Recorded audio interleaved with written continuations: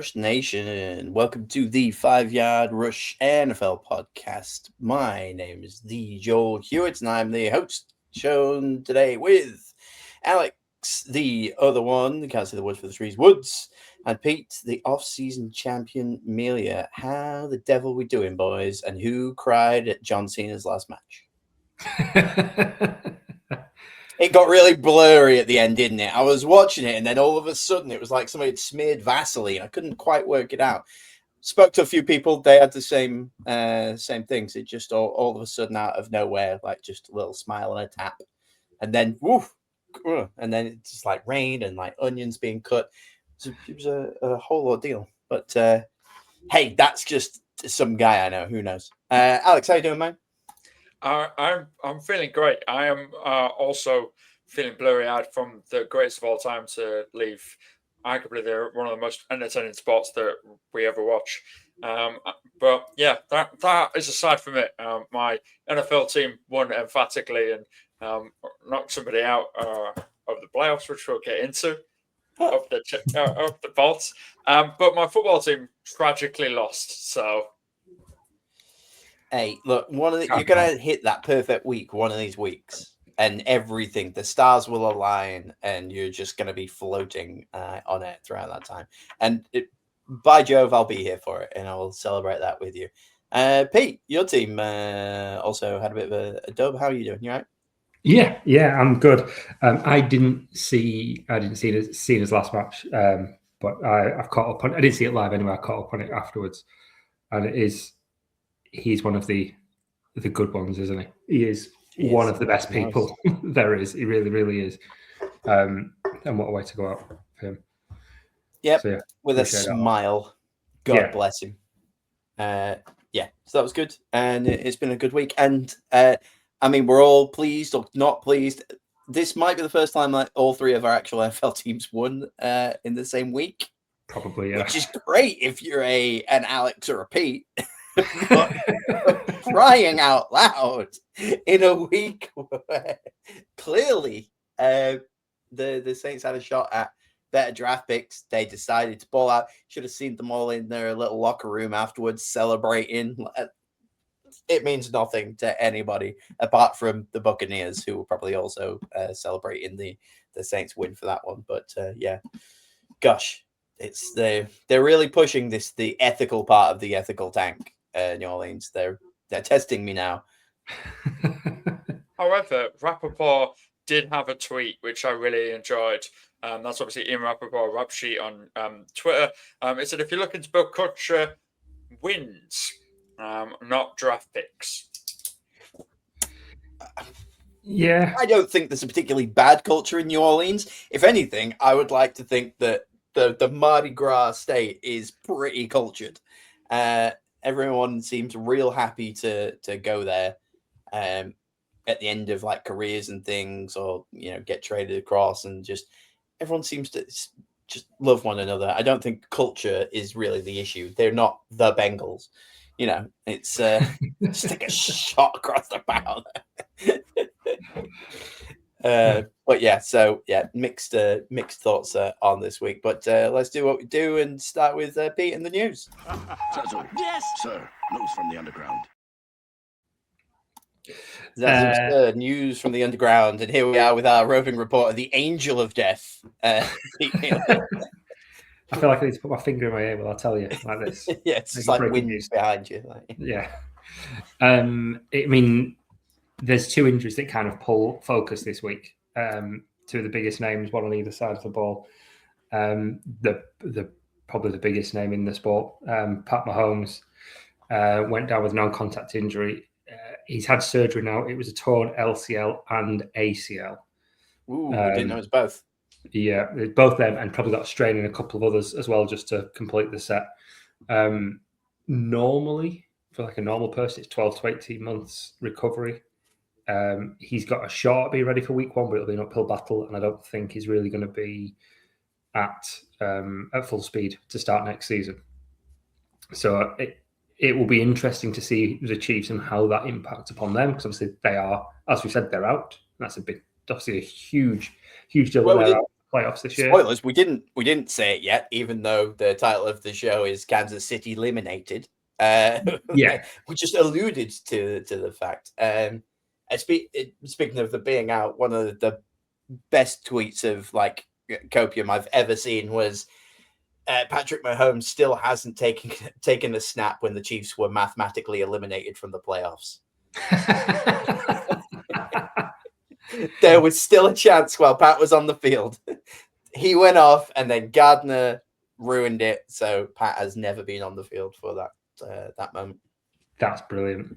Actually, love that. Enjoyed that a lot. What will be interesting is obviously Andy Reid is getting on. They've struggled this year. They've got another season. It might be a couple of year rebuild.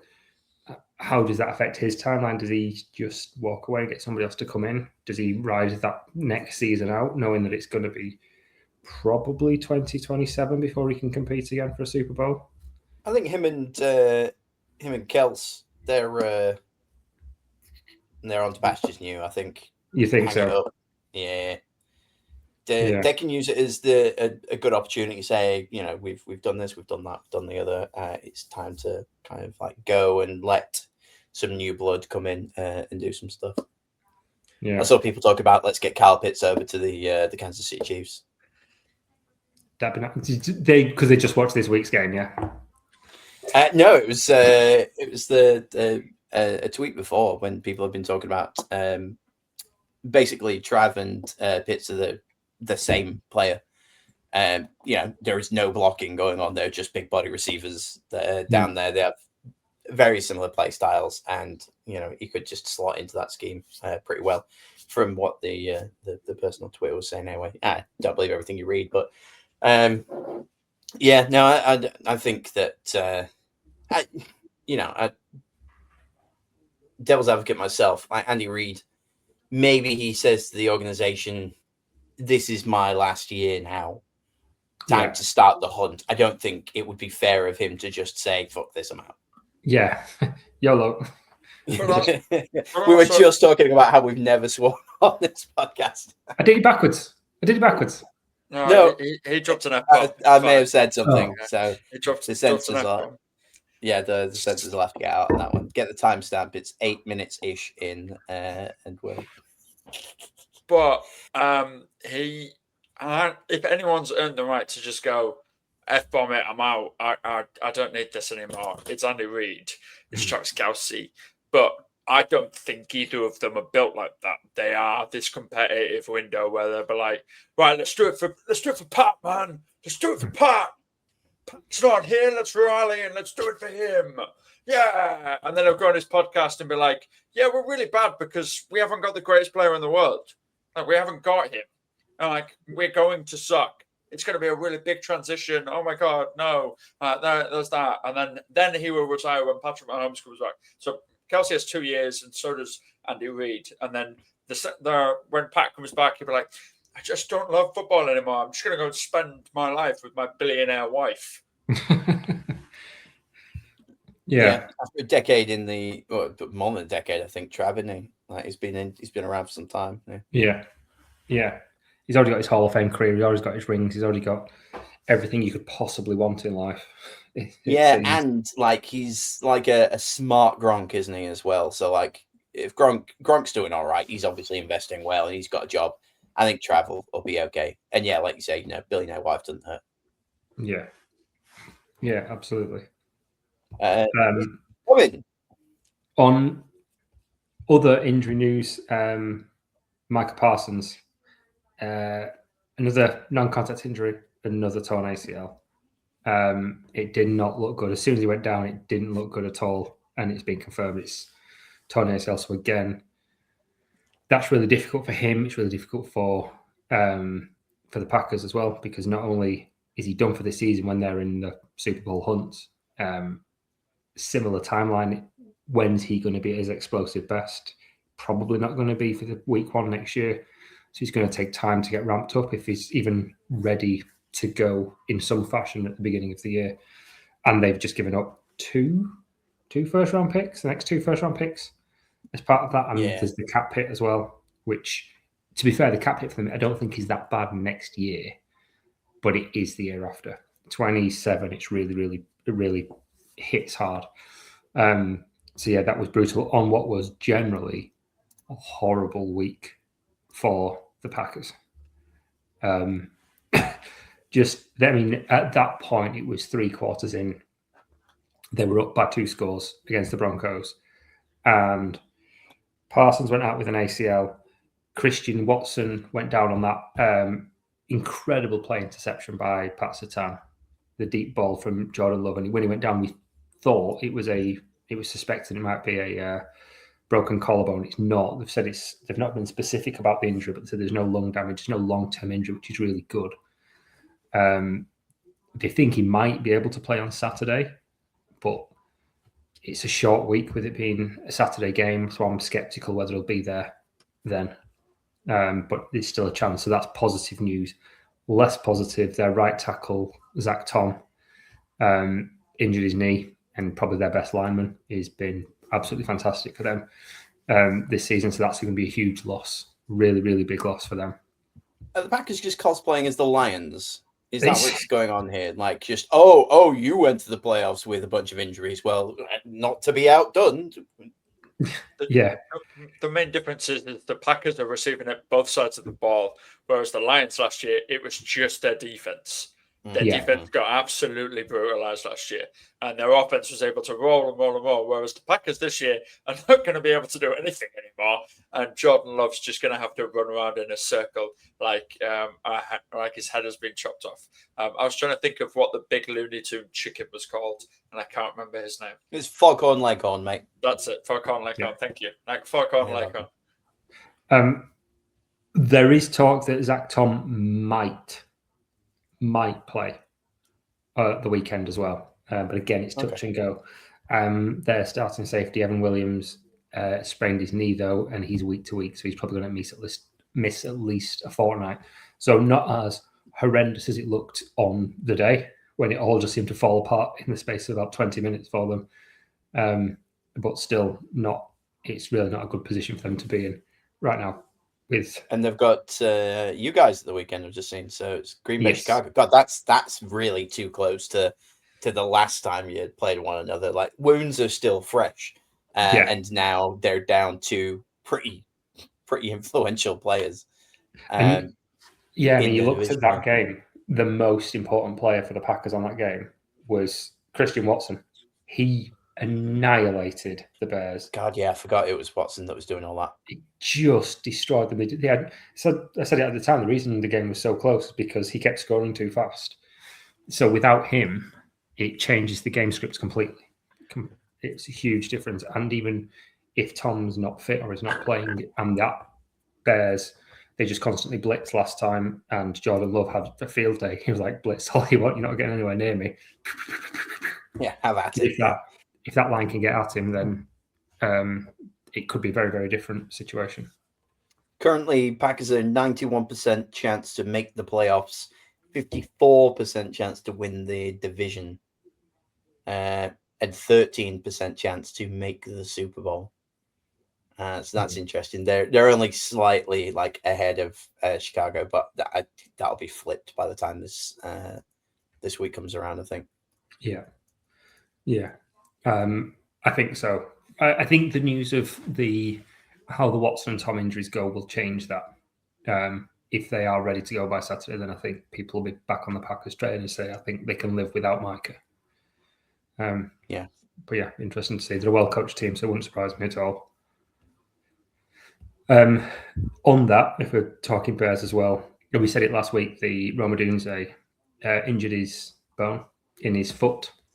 And I'd said at the time I thought it'd probably be a 4 to 6 week injury.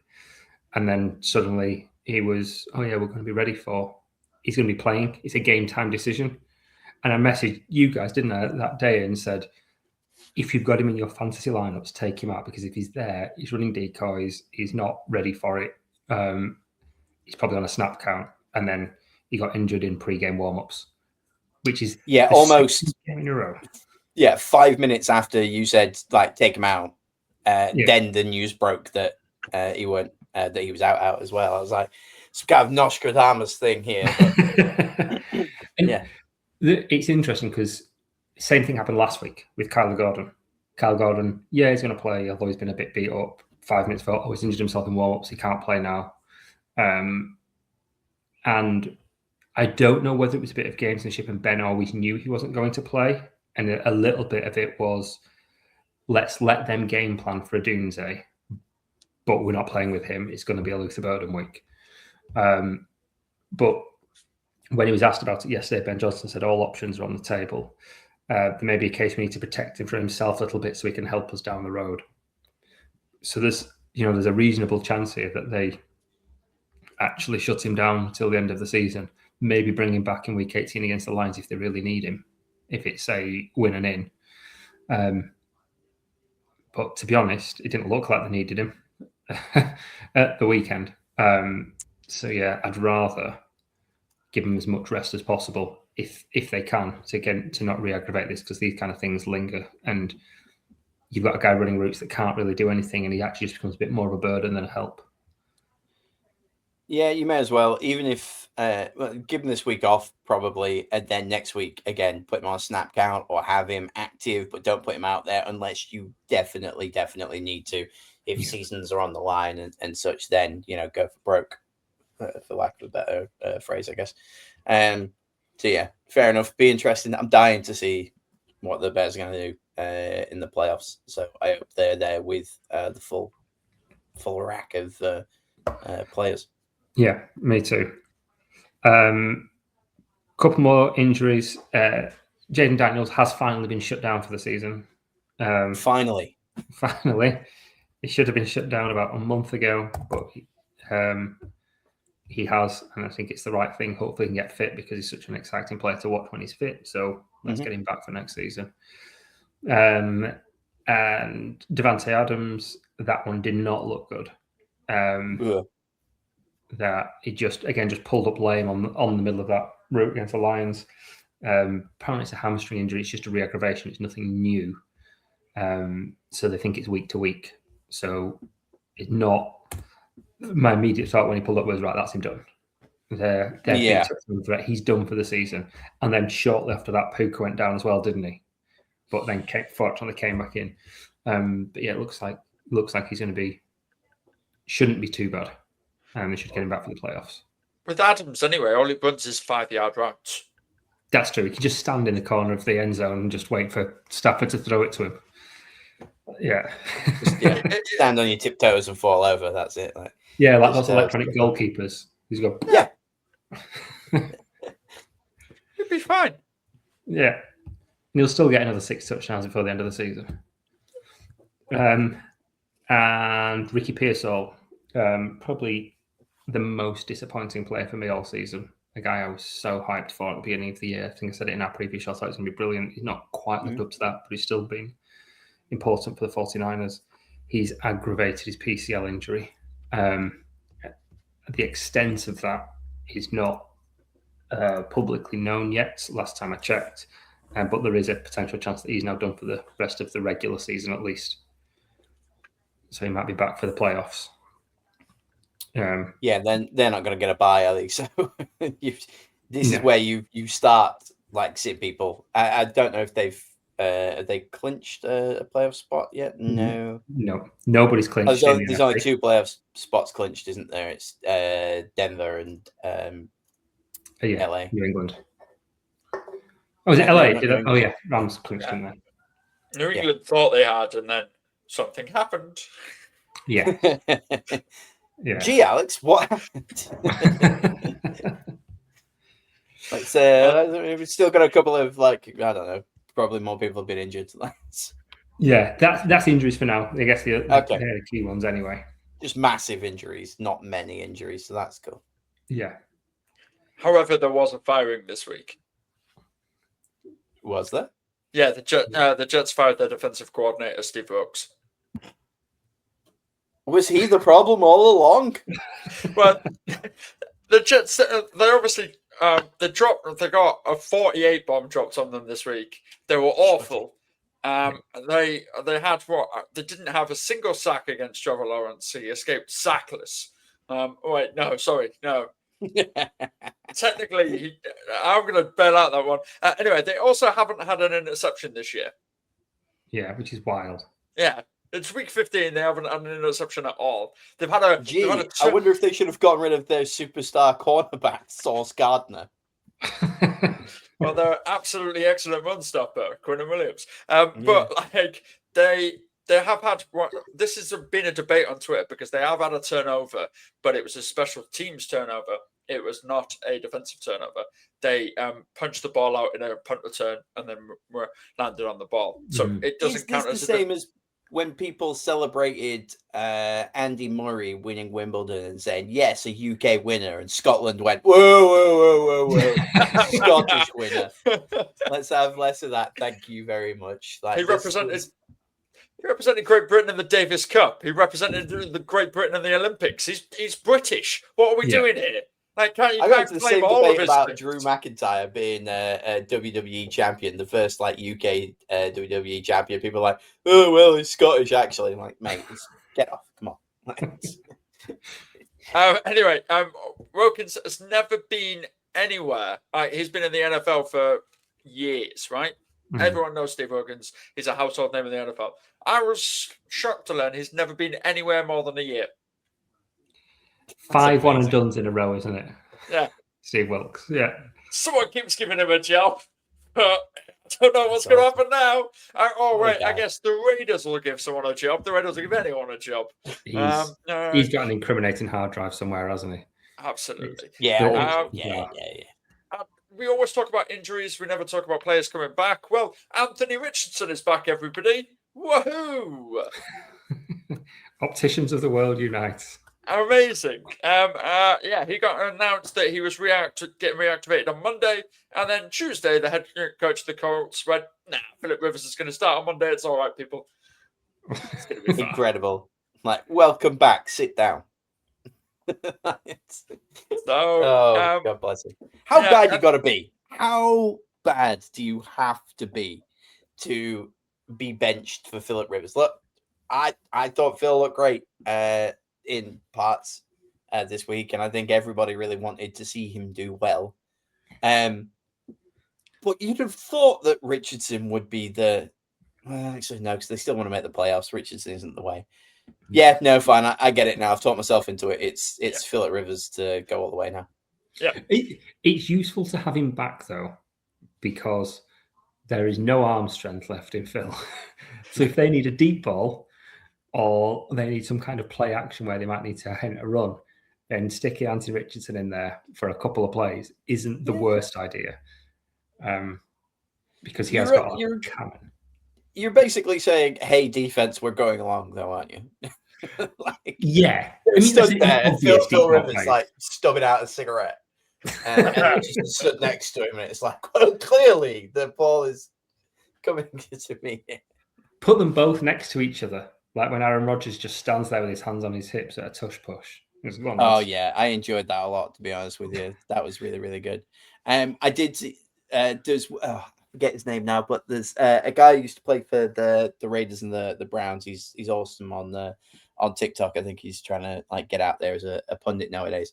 But he was talking about the way that no, I can't remember.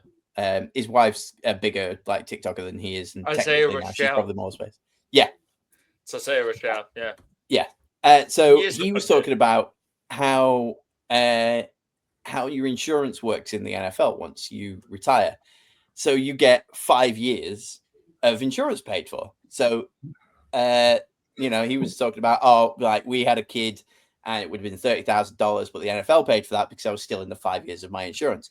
Well, Philip Rivers has had 5 years of his insurance and now has gone back in to start again. So when he retires again, he should be eligible for a further 5 years. Bearing in mind, he also has 10 kids. And they all fall under Philip Rivers' insurance as paid for by the NFL. So, like, forget how much they're paying him. He could make it all back in premiums. Yeah, one of his kids is like 23 and they've just had a kid. That would have been $30,000 that the NFL paid. Like that kind of thing really does like make that difference. To have a decade of paid for insurance. Yeah, was that interview where he said, "Oh yeah, my wife thinks I'm crazy because there's times in this I've not been playing where I want to get hit," and the insurance company just be like, "Yeah, I bet you do. I bet you do." Thanks, Phil. Incredible. Oh, yeah. How was your day, honey? I just dreamt that Miles Garrett obliterated me. And his wife Do is, they? yeah, Do the Browns have the Colts? Like, surely Miles going up against him, that would be horrible, wouldn't it? yes. And all I keep seeing is Miles being really nice to people on like the Brown social media, are clearly putting out his best like highlights and whatnot. Yeah. So does he have it in him to like? What if it came to it and he needed that one more sack to get the record, and it turned out that it's Phil Rivers, and he's like, either I kill this old man and get the record, or I like pull up. It will be Michaels v. Ric Flair. I'm sorry, I love you. Sorry, I love you. Yeah. Unfortunately, the Browns do not meet the Colts for the rest of this season, but disappointing. That would have been fun. Yeah. I guess speaking of, is it news? Is it bangers? Has anybody put Miles Garrett in the bangers and trash now? Right. So news. Miles Garrett, 22 sacks are we on now, or 21 and a half? 21 and a half. I wasn't sure if they'd overturned the half one. There was also that weird moment where I forgot who they were playing now, but Chicago. Oh, of course they were, yeah. Caleb was laid on the ground on the ball on top of a fumble, and Miles puts his hands on him, and the commentators were like, "Oh, is that how he just broke the record?" And nobody could decide whether or not it counted. I don't think it did count. No. Because he was already on 21 and a half by then. But yeah, I didn't know if they'd like overruled it and put it up. But yeah, he's there, isn't he? If you're Miles Garrett and you're there, do you just go, I want this as my sack to break the record? And you go, this is a really lame way. This is a really lame highlight. Yeah, unless you really lean into it, just go. Yeah. There's another wrestling analogy there, but I think we've done too many of those. So it's the finger poke of doom is for any wrestling fans out. But yeah, so it could literally be like he touched him and be like, "Yay!" Like when Homer bowls a perfect game and that one balloon falls out the sky to get the perfect, the 300. Like it would have been such an anticlimax. I would have kind of loved it. But yeah, he's gonna easily do it. This year, if not this week, when the Cleveland Browns play Buffalo. That'd be interesting. Would you like a really cool Miles Garrett stat about his sack record? I would love a cool Miles Garrett stat about his stat. Obviously, he's just half a sack behind for the record, or for a sack to claim the record. He's been on field for 437 pass plays this season. Michael Strahan was on field for 567 plays when he set the record, and TJ Watt was on it for 618 plays when he tied it. Miles Garrett has not only been the greatest defensive this season. When he beats the sack record, he would have been the greatest defensive player of all time. I follow a dude on TikTok. You may have seen him. He does a lot of illustrations on sports records and how it works out and stuff. He did one on Miles Garrett, and he was talking about Miles Garrett. It hasn't just nearly broke it. He'll definitely break it, but he hasn't just done it in a dominant performance. It's a incredibly difficult way that he's actually achieved it, because with the Browns being behind a lot of the time, a lot of teams are running it. So there's actually less opportunity for Miles to sack anybody. So he's actually doing it at a 20% more efficient rate than what TJ Watt was, because of the amount of actual plays that you can get a sack on. So he's just going in and doing it under that, which I thought was insane. Basically, that he can average it one every 17 snaps or something like that. He gets a sack, whereas TJ was doing it one every 20 something. So it's absolutely mad that he's even like getting out there. If the Bills just want to be a pain about it this week, just don't throw it all. Just hand the ball off every single time. Be like, no, I'm not going to be on your highlight reel. Thank you, sir. We'll just feed James Cook to you. Yeah. Poor James Cook. And what's wild, they said it in the week as well, that he is incredible. He is top 3 defensive players because of, like, I love Aaron Donald, and I think I prefer Aaron Donald, but for several years, he had a significantly better team around him and had a really strong offense. So, again, a lot more passing. So, when he looked really good, he was set up to look good because it was a lot more obvious passing plays. But Myles Garrett has done this. He's never, in any other season, led the league in sacks, which is bonkers. For how long he's been in now? What, 7, 8 years, something like that now? Yeah. Since they took him at number 1. And for him to have never led it, and he's already a Hall of Fame player. He's easily a first ballot Hall of Fame defensive end. And I thought that was absolutely insane. When I think TJ Watt's probably done it 3 times, maybe. He's either been injured or he's got sack leader. So for him to not be injured and not be sack leader this year is quite a surprise for TJ Watt. Yeah, and not to continue the glaze too much more because we have got other things to talk about, but the career sack record was done by a dude who's got like 200 and something.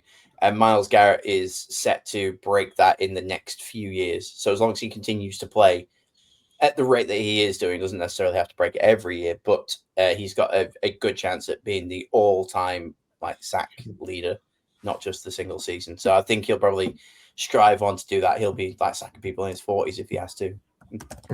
just to get that figure up there, like Frank Gore of defensive ends. Exactly.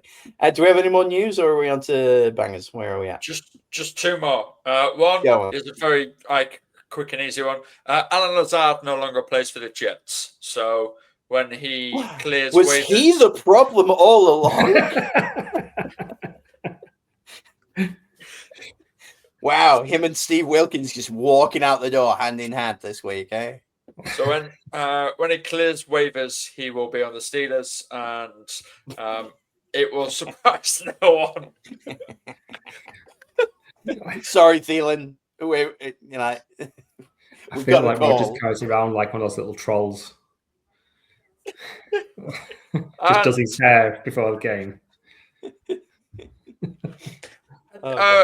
This one is a meme backfiring and then succeeding as well. John,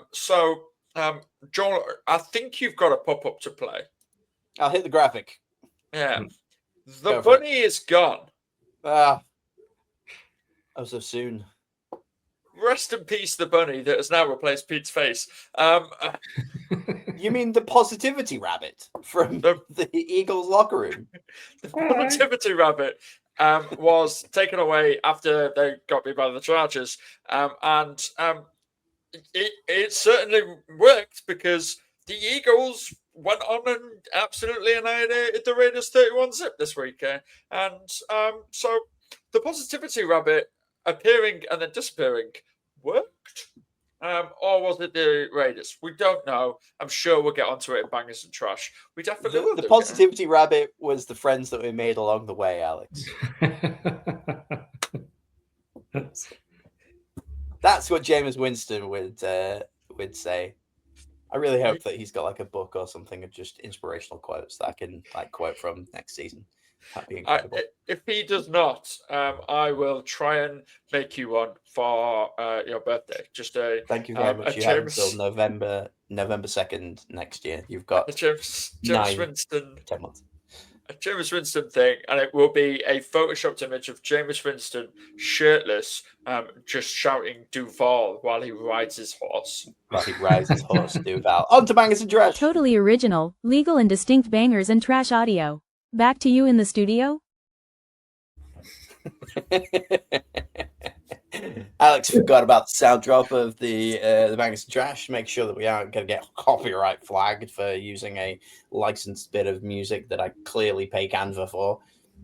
Curse you, corporations. So yeah, here we are, Bangers and Trash. What a week. I'm going to just quickly start off with trash because we'll end up talking a little bit more probably about a bit of this here and there. And then I've put, quote, what is this? Blowout city? Chicago, Baltimore, Jacksonville, Houston, and Philly blew the doors off of the Browns, the Bengals, the Jets, the Cardinals, and the Raiders. I think pretty certain they're all early slate games as well. And like it was just kind of, it was a bit dull. I'm not gonna lie to you. I do not enjoy a blowout. It does nothing for me, especially when all the teams that are being beat are, eliminated from playoff contention anyway before we even start. So yay for Chicago, Baltimore, Jacksonville, Houston, and Philadelphia, who all continue to have a shot at the playoffs. So yeah, that's my trash. I'm getting it out of the way. Oh, actually, I will just check it out there. Just get all of my trash done. Dolphin math. Maths collapsed pretty fast after yesterday spending a whole 2.5 minutes talking about how the Dolphins could mathematically still make it into the playoffs. They just lost. They just gave up. They're like, nah, that sounds like a lot of work, son. And they bailed. And I've just seen Mike McDaniel has said that he may start somebody else at QB this week. Yeah, and I think I'd put it in there to talk about Tua as well. Like if you watch this, if you just look at the figures, Tua looks like he had a good game. 22 of 28, and 2 touchdowns and interception. But he was not good. A lot of that was right at the very end, and he kind of pumped the figures up. Darren Wall just being inhuman, but he was sacked 4 times for 31 yards, and you looked at him like, those sacks are on you, mate. He took so long. He just held the ball. You could see wide open passes that just take what the defense is giving you. And the fact that the Steelers' defense and cornerbacks generally give you loads, and he wasn't doing it. He was rubbish yesterday. And it was so frustrating to watch. I mean, I'm in a cash fantasy league, and I had Achan and somebody else, the person I was playing had Waddle, so it worked out really nicely for me because Waddle did nothing or very little because Tua was pants. But yeah, I can see why he's going, yeah, let's look at who's the backup, Mike White? Who even is the Dolphins' backup? I don't know. Tua was the backup, wasn't he? Isn't that the joke? Like, didn't they already bench him once for somebody else and then they had to play Tua? Like... Yeah. But like, what did we expect? Is Zach Wilson? It's Zach Wilson. Apologies. Whoa, yeah. Now you're talking. I'm back, baby. What did we expect? It was a cold weather game. What did we expect? The funny joke is, Miami can't play in cold weather. Well, it's not just a joke. They literally can't. They've got an 0-14 streak when they're playing in under 40 degrees. That's 40 degrees Fahrenheit, which Pete and Joel, you guys are smart human beings. What's that, like 10 degrees? It's less than that. It's actually quite cold. It's actually quite cold, okay. It's actually quite cold. That's the scientific. It's 4 degrees. It's 4 degrees. It's 4 degrees. Yeah. So they're on an 0-14 streak when under 4 degrees. We've all stood on sidelines in less than 4 degrees, and we've all played team sports in less than 4 degrees. I certainly have. Yeah. Tua has an 0-6 record when he plays in less than 40 degrees Fahrenheit or 4 degrees Celsius. They have not finished in the playoffs for 25 years now. I'm really sorry, but we've talked about it before, and I've said it before. Fire Mike McDaniel. You already fired your GM. Get rid of Tua. Blow the whole thing up. You've got a running back you can build around. Jalen Waddle's okay, and Tyreek Hill's the next Antonio Brown. So just deal with it. You're going to suck for a little while. That division is the Thanos perfectly balanced. We've made this joke as well before, where there are 2 teams that suck and 2 teams that are really good, and it is perfectly balanced and it's a lot of fun. But stop it now. Like, this is, I'm glad they're eliminated because everybody, Joe was saying last week that they might make the playoff by this. I saw it all over my Twitter feed as soon as he said it, and I was like, I'm sick of this now. Yeah. Go away. Sure. I love it. He's had enough. The Chiefs and Dolphins still have the same win-loss record, by the way. We reported on that last week of the picture of Tiger Woods and the dude that looks like Rob Ryan or Rex Ryan. John Daly. There you go. And they are still in lockstep. And now, what happens? Does Gardner Minshew? I just want to know which one of those two teams is going to get more wins now. Is it Kansas? Is it Miami?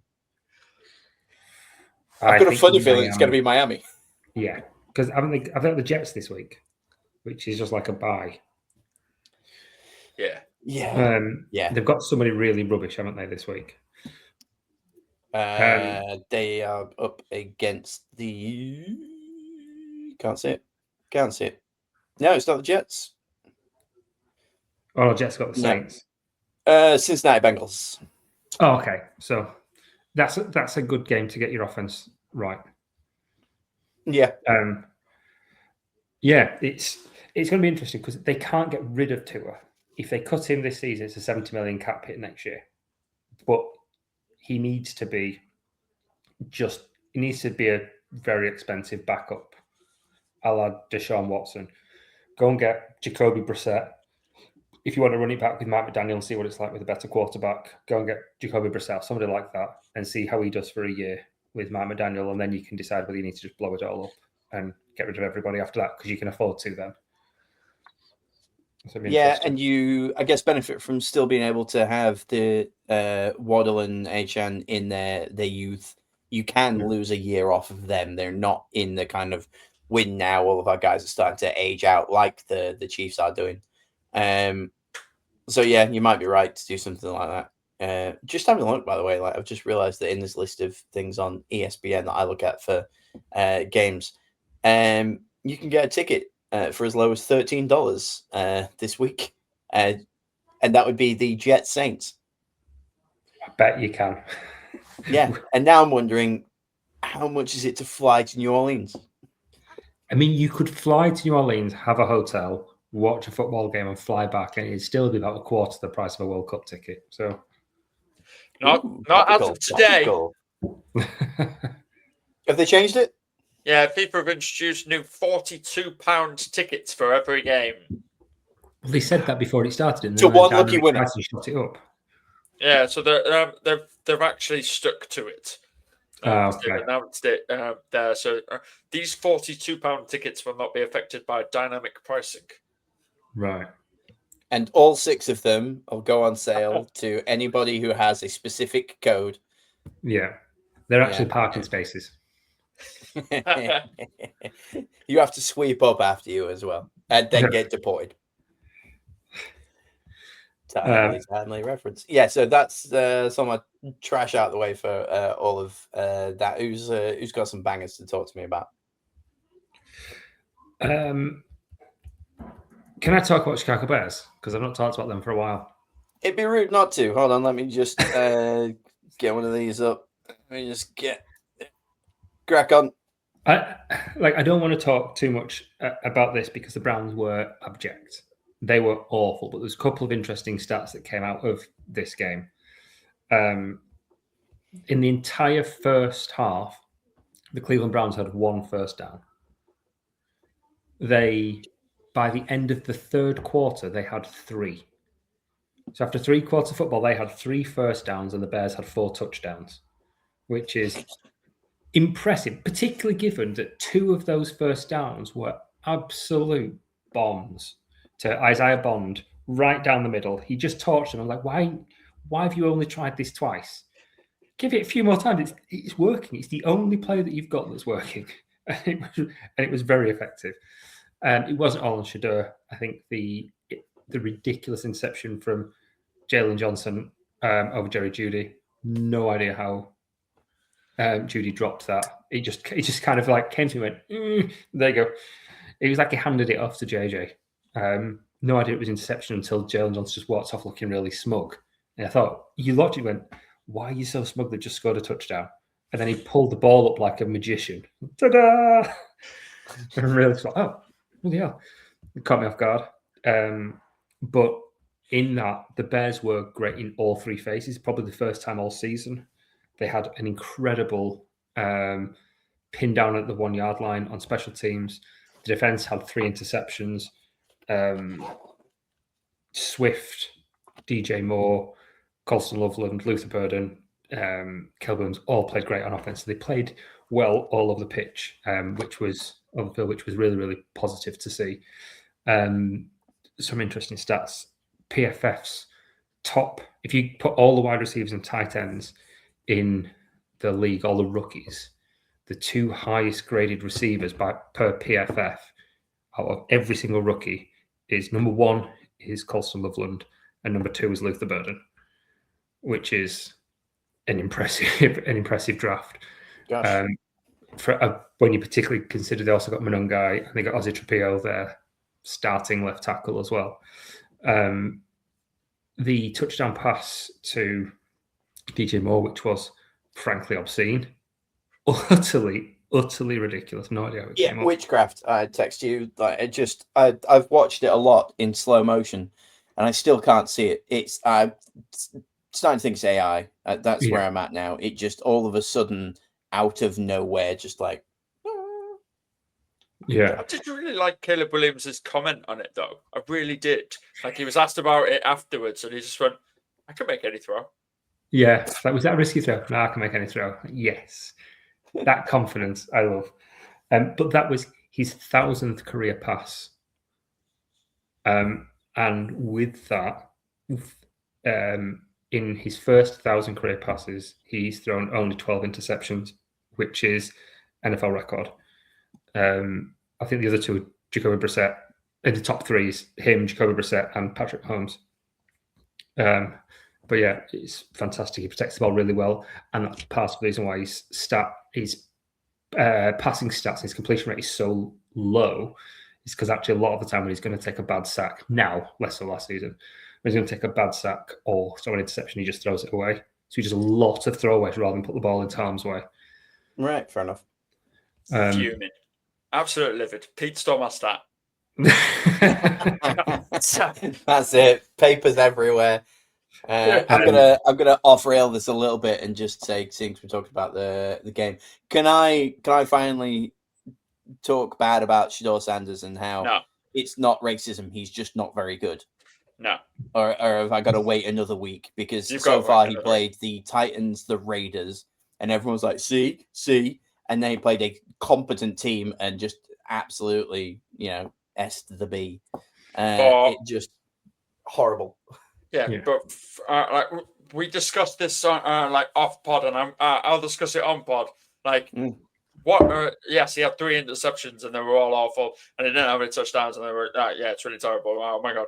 But like we've just discussed that, like we have no idea how Jerry Jeudy drops the ball and how Johnson turns up with the interception.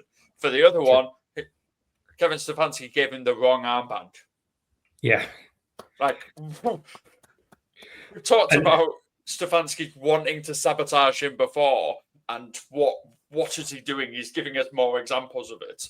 And that's not on. And yes, that one was on him. And the third one was his fault. I will give you that. The last one was his fault. So yeah. What really surprised me is I was looking at it. The Browns had 6 penalties for 21 yards. That's not me Googling it, but that doesn't seem right because it felt like, there were 8 times and 2 of them weren't accepted. But it felt like every drive they were killing themselves with a penalty as well. They just seemed really badly coached, which was, frustrating. It wasn't all on him, but a lot of it was. They've got a bad line to start with, and that line was beat up, and he's not got very good receivers.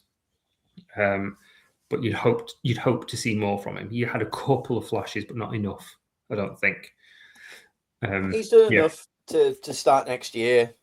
New coach, new this, new that. It's a similar story to Caleb Williams, really. Like it's just going to be, things will change. He'll mature another year, blah, blah, blah. And he'll be perfectly fine. And all of the nonsense that people are talking like myself will be kind of like gone by the wayside. Because, I had a problem with Caleb Williams talking a lot of nonsense beforehand. And I prefer it when the field takes the reins. And Caleb's absolutely proved me right. Do I still think he's a bit of an insufferable ass? Yes, I do. But I don't have to listen to him. I just don't watch Caleb Williams interviews, and my life is better, so I can enjoy watching him on the field. So I'm going to do the same with Shador next year. This year, I'm allowed to hate. I'm going to watch every damn thing he says. And boy, I will hate everything that comes out of him. And then next year, I'll just not listen to him and see if he's any good. The other thing, just quickly on that first, saying it was a good one for the Bears, was the Packers lost, the Lions lost, and the Vikings won despite being eliminated. So it helps because they have to face Packers on the last week. So if they start to get hot now, that helps the Bears. And even if they don't, it just makes their draft position worse. So, which is a good thing. So all of those things, actually, it was as good a weekend real as it could have got. Even if the Bears are feeling ambitious and think, oh, I wonder if we can get the 1 seed. I don't think they can from the Rams and the Seahawks. So I think, do they face each other this week? That's going to be an interesting one. Yeah. But the Rams looked a bit beat up as well. So yeah, interesting times ahead, I think. Just one finally on the Bears. I saw this stat and I want it to be true completely because I think it'd be really funny that it actually happens this year. But the Bears have scored 365 points this year. The last time they scored 400 was in 2018. 1985, however, is their highest ever scoring points in an NFL season with 456. So they only need 92 points to become the highest scoring team in franchise history. You heard it here first. The best Bears team of all time was the 85 Bears. We should get that, market that as much as we can do. Alex pulled that out from absolutely nowhere, from oblivion. The 85 Bears were a good team. Wow. And not since then have they been. So, gosh, who knew? Eh? Learn something every day. You can prove anything with numbers. Yeah, I'm not going to harp on the Bears anymore. It was a good week, but it was a boring game. You're right. It was very, very, very one-sided, and it seemed like it was over pretty much from kickoff. Yeah, it lost my interest pretty quickly because of how one-sided it was. And I didn't think that you'd get the chance to watch it. So I thought, well, I'll keep it on and I'll watch it. I was like, it was a weird kind of like hate watch for me. So not the Bears, but I had 3 games on and Red Zone on the TV. It was the Bears game, obviously a blowout. It was Jacksonville versus the Jets, blowout. And then it was Saints Carolina, and that just didn't go how I wanted it to. So it really was not the best multi-box I've ever had on my TV. But hey, ho. That's so it's done. Alex, got anything good, anything bad? Got any bangers, any trash? Right, Pete talked about his. I'm not going to go in depth. We've already covered it. The Los Angeles Chargers beat the Kansas City Chiefs, knocked them out of the playoffs. Hooray for everybody in LA, all 12 of us that support the Chargers. So hooray for us. The cool thing is it's Justin Herbert, man. It's Justin Herbert. Like everyone says, the most important position in your team is the quarterback. The second most important position is your backup QB. The third most important position is his backup. But Justin Herbert is him. He's the guy. And I can wax lyrical about him. He's now passed Patrick Mahomes for the most passing yards in his first 6 seasons. There's only 3 people to have 3,000 yards, 20 TDs, 6 years straight. It's Peyton Manning, Russell Wilson, and now Justin Herbert. He's the dude, man. He's got an O-line of bums. He's got no real weapons that are on form or there. His running game has been hit and miss because they've been in the treatment table more than they've been on the field. And he's got one hand, and yet he's still doing all of this. He is phenomenal. He is amazing. And I can tell you next year when Rashawn Slater and Joe Alt are fit, and if they stay healthy, this Chargers team is going to be scary. Yeah, I fully agree with you. The interesting thing that I find when it comes to that as well is I really like the Broncos. I've been riding them all season, but I can see that being, this year's like Washington last year or the Lions the year before, where it's that kind of out of nowhere team. I don't know if it will be, but it's very possible that the Broncos drop a step or whatnot. Nobody saw that coming. What the Chargers have done is they've consistently got better and better and better. And as the division has got kind of better, but also kind of worse, where the Raiders have gone from a mid-card team to absolute bottom feeders. The Chiefs are aging themselves out. And, you know, is it just like a one-season hero for the Broncos? So, yeah, Chargers could be pretty deadly to look out for, hoping that injuries don't curse every damn season that they have, because that, to me, is the only thing. I can't think of a position that they are struggling at, which is mad. Like, what do they do in the draft? Depth. And what does depth do? It wins you a Super Bowl. Yeah. Get a replacement for Khalil Mack.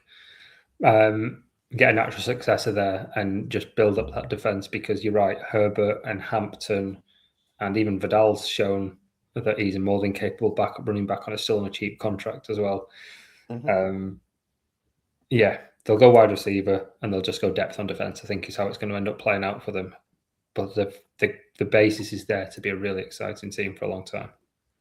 And this draft is defense loaded.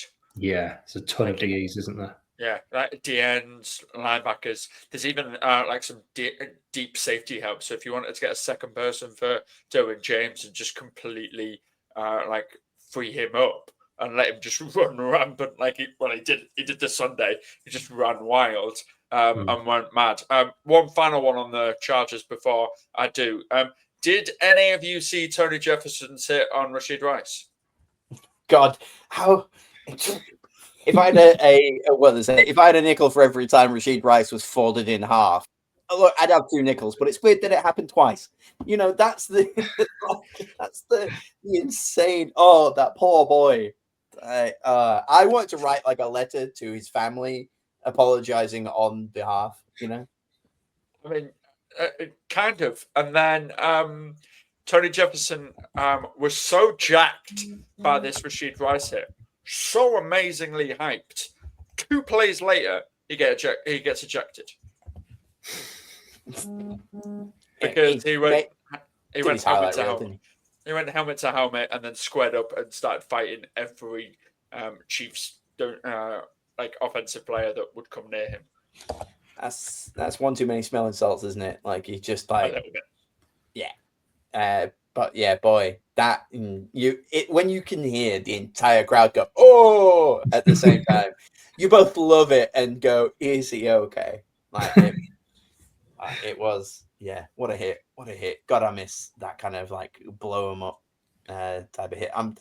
We've seen a few now. It's slowly but surely sneaking its way back into the game. As long as they hit him hard and in the midsection, we could have a lot of like smash mouth football. That'd be cool as hell. Just picture Chris Tucker bending over and going, "You just got knocked out." Yeah.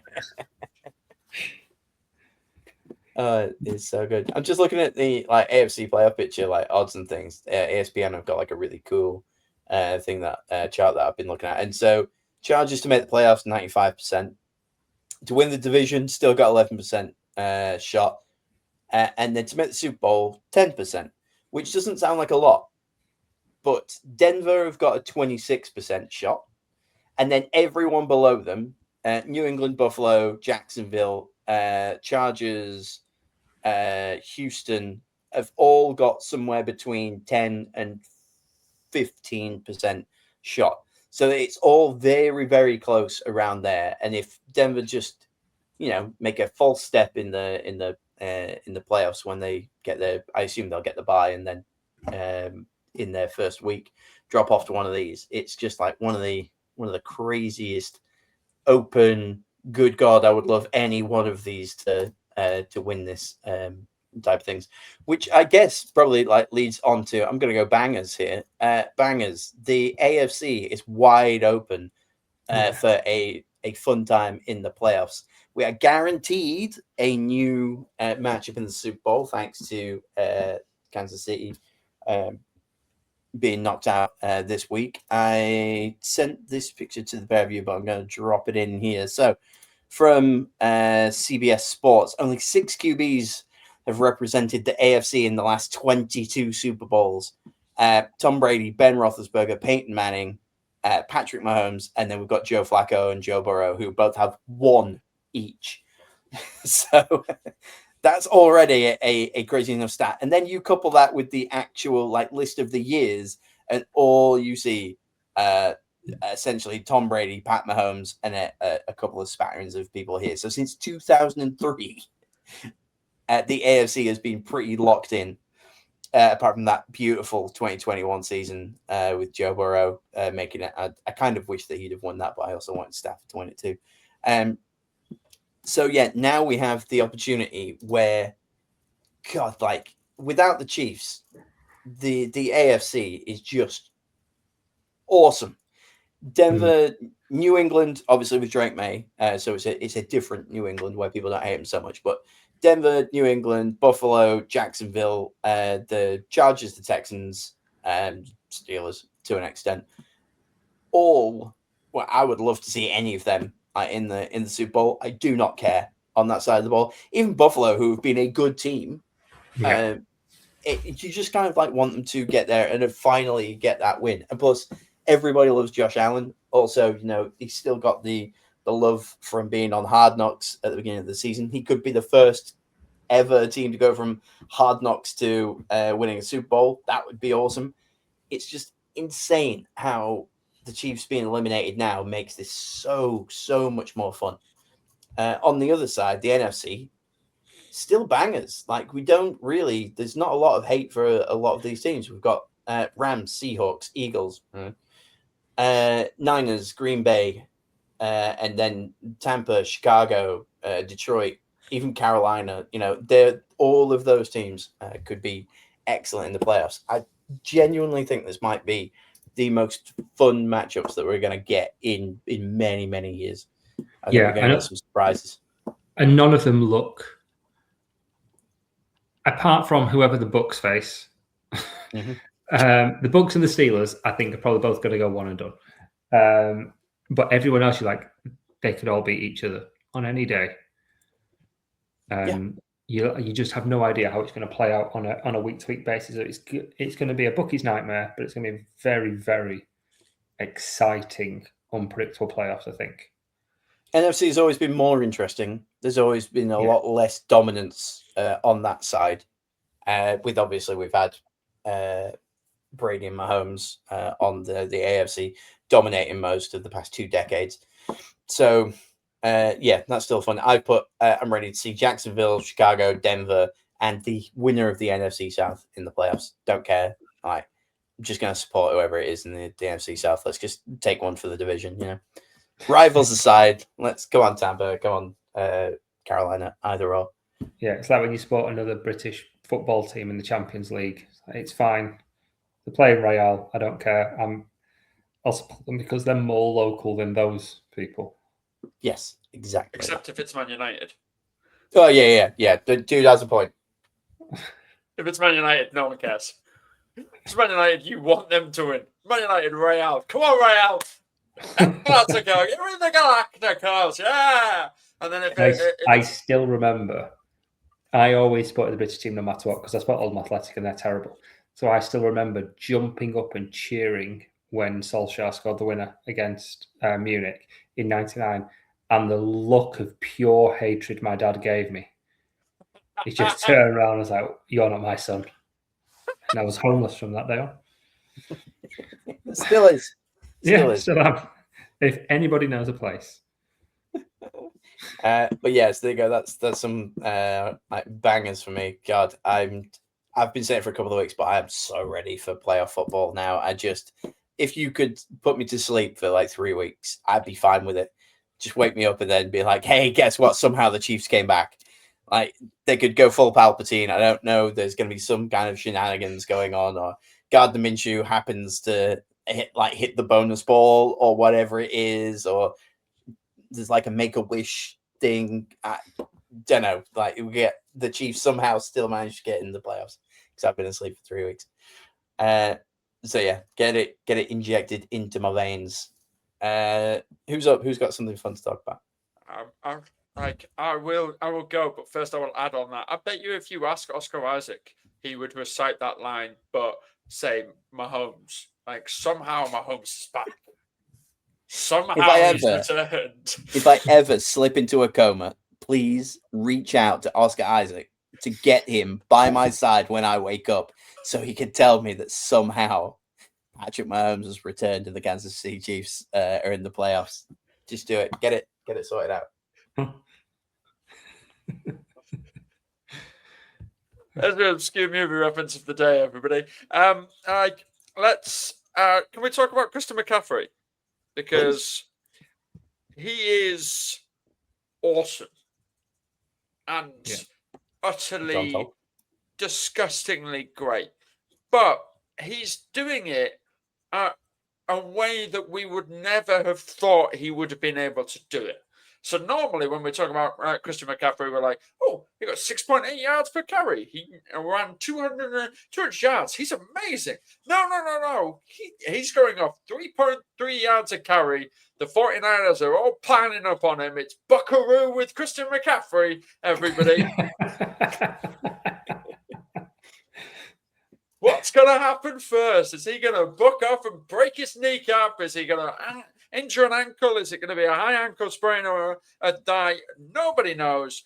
But all he needs is 78 more rushing yards, 160 more receiving yards to make him one of the only 1,000 yard players, 1,000-yard receivers, 1,000-yard rushing. And I'm sorry, we've not talked about this for a little while. The MVP race is a quarterback thing. It will probably go to Drake May this year. It most likely will go to Drake May. But if Christian McCaffrey gets 1,000 receiving yards and 1,000 rushing yards, tell me he's not the most valuable player. I mean, look, hear me out. Like Myles Garrett, man. Like, why is nobody penning him for an actual MVP season? He is literally the most valuable person on there. Same goes for CMC.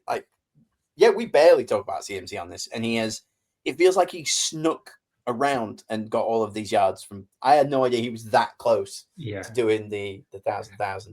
Bear in mind, he's done it before, so this would be the only person ever to do it twice. Wow. It's obscene. And like you say, at 3.3, this is the equivalent. This is the running back equivalent of Andy Dufresne with his tiny little hammer in Shawshank. He's just chipping away. It's taken long enough, but he's going to get there because he's siphoned the soul off the rest of the 49ers, as we mentioned a few times. He's just vampired energy off everybody and got there. And he's just ridiculous. Is that why we haven't seen Brandon Ayuk? I don't think Brandon Ayuk exists. I think he's a figment of our collective imagination. Oh, that's good. Yeah.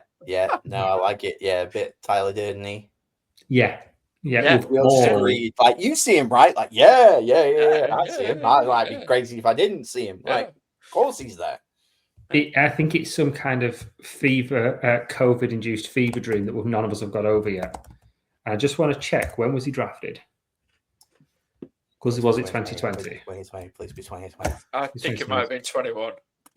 2020. Oh, there it is.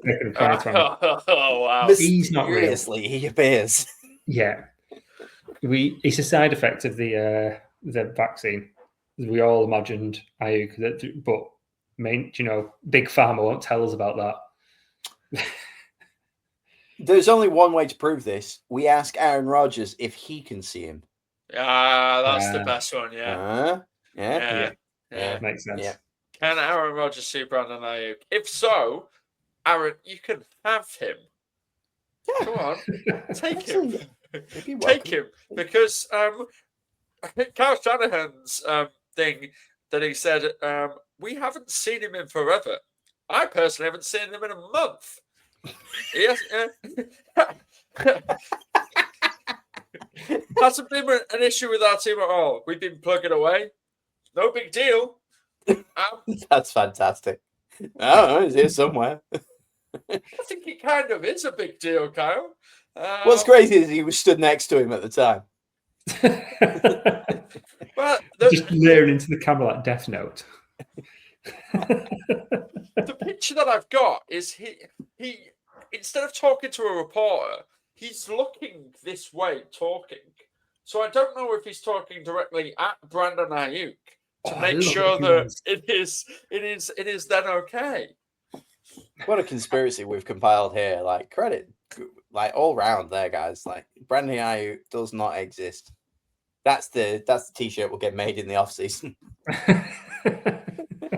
We'll have two camps. Like, I can see Brandon Ayuk, or I can't see Brandon Ayuk, and then we'll know who's an anti-vaxxer. Like, so then when if does the curse of Brandon Ayuk, when obviously the vaccinations have been done, does that get undone when the 49ers win a Super Bowl?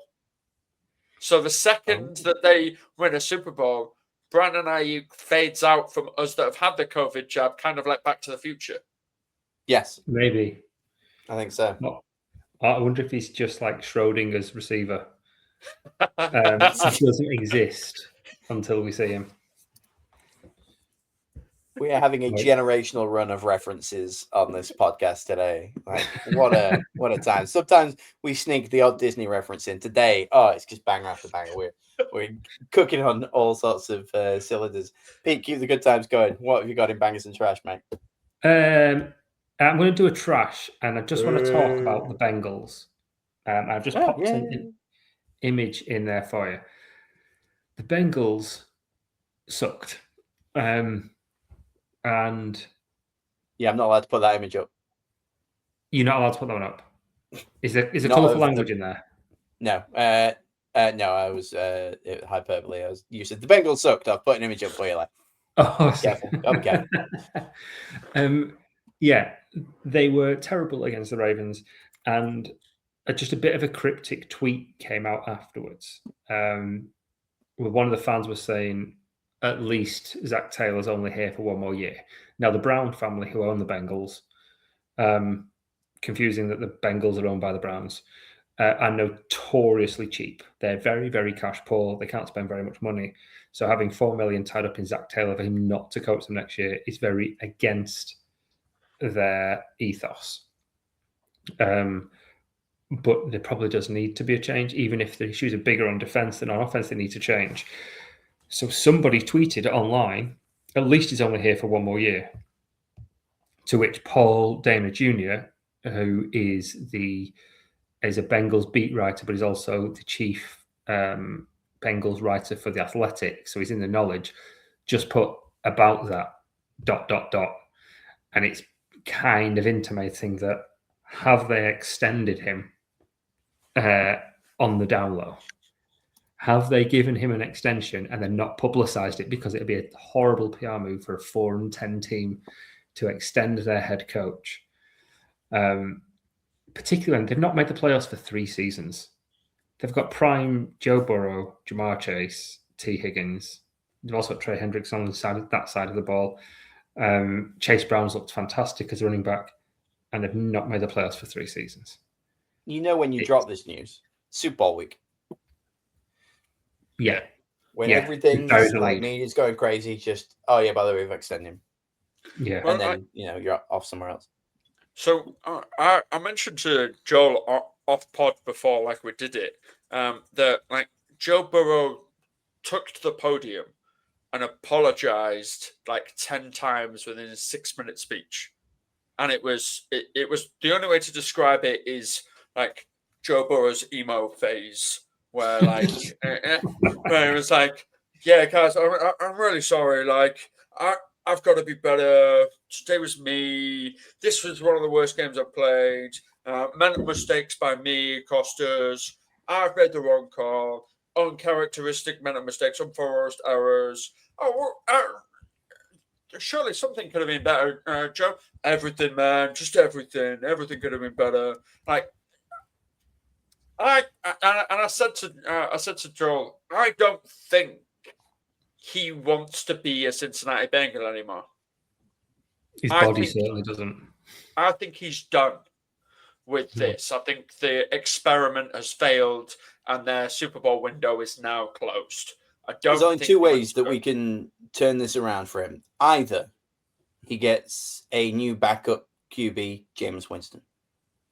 Okay, so that's one. Number Wow. two, positivity rabbit.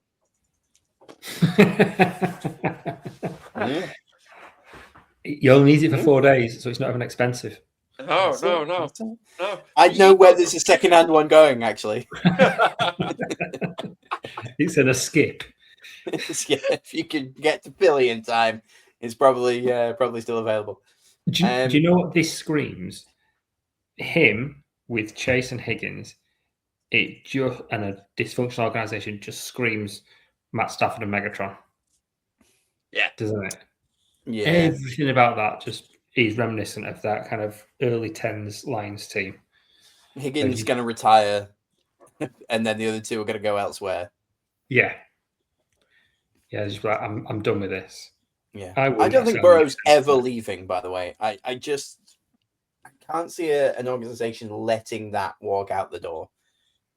It doesn't matter what they do. I just don't think that you can let that go. You say that these guys are like notoriously cash poor and everything like that. They're obviously Stingy as well.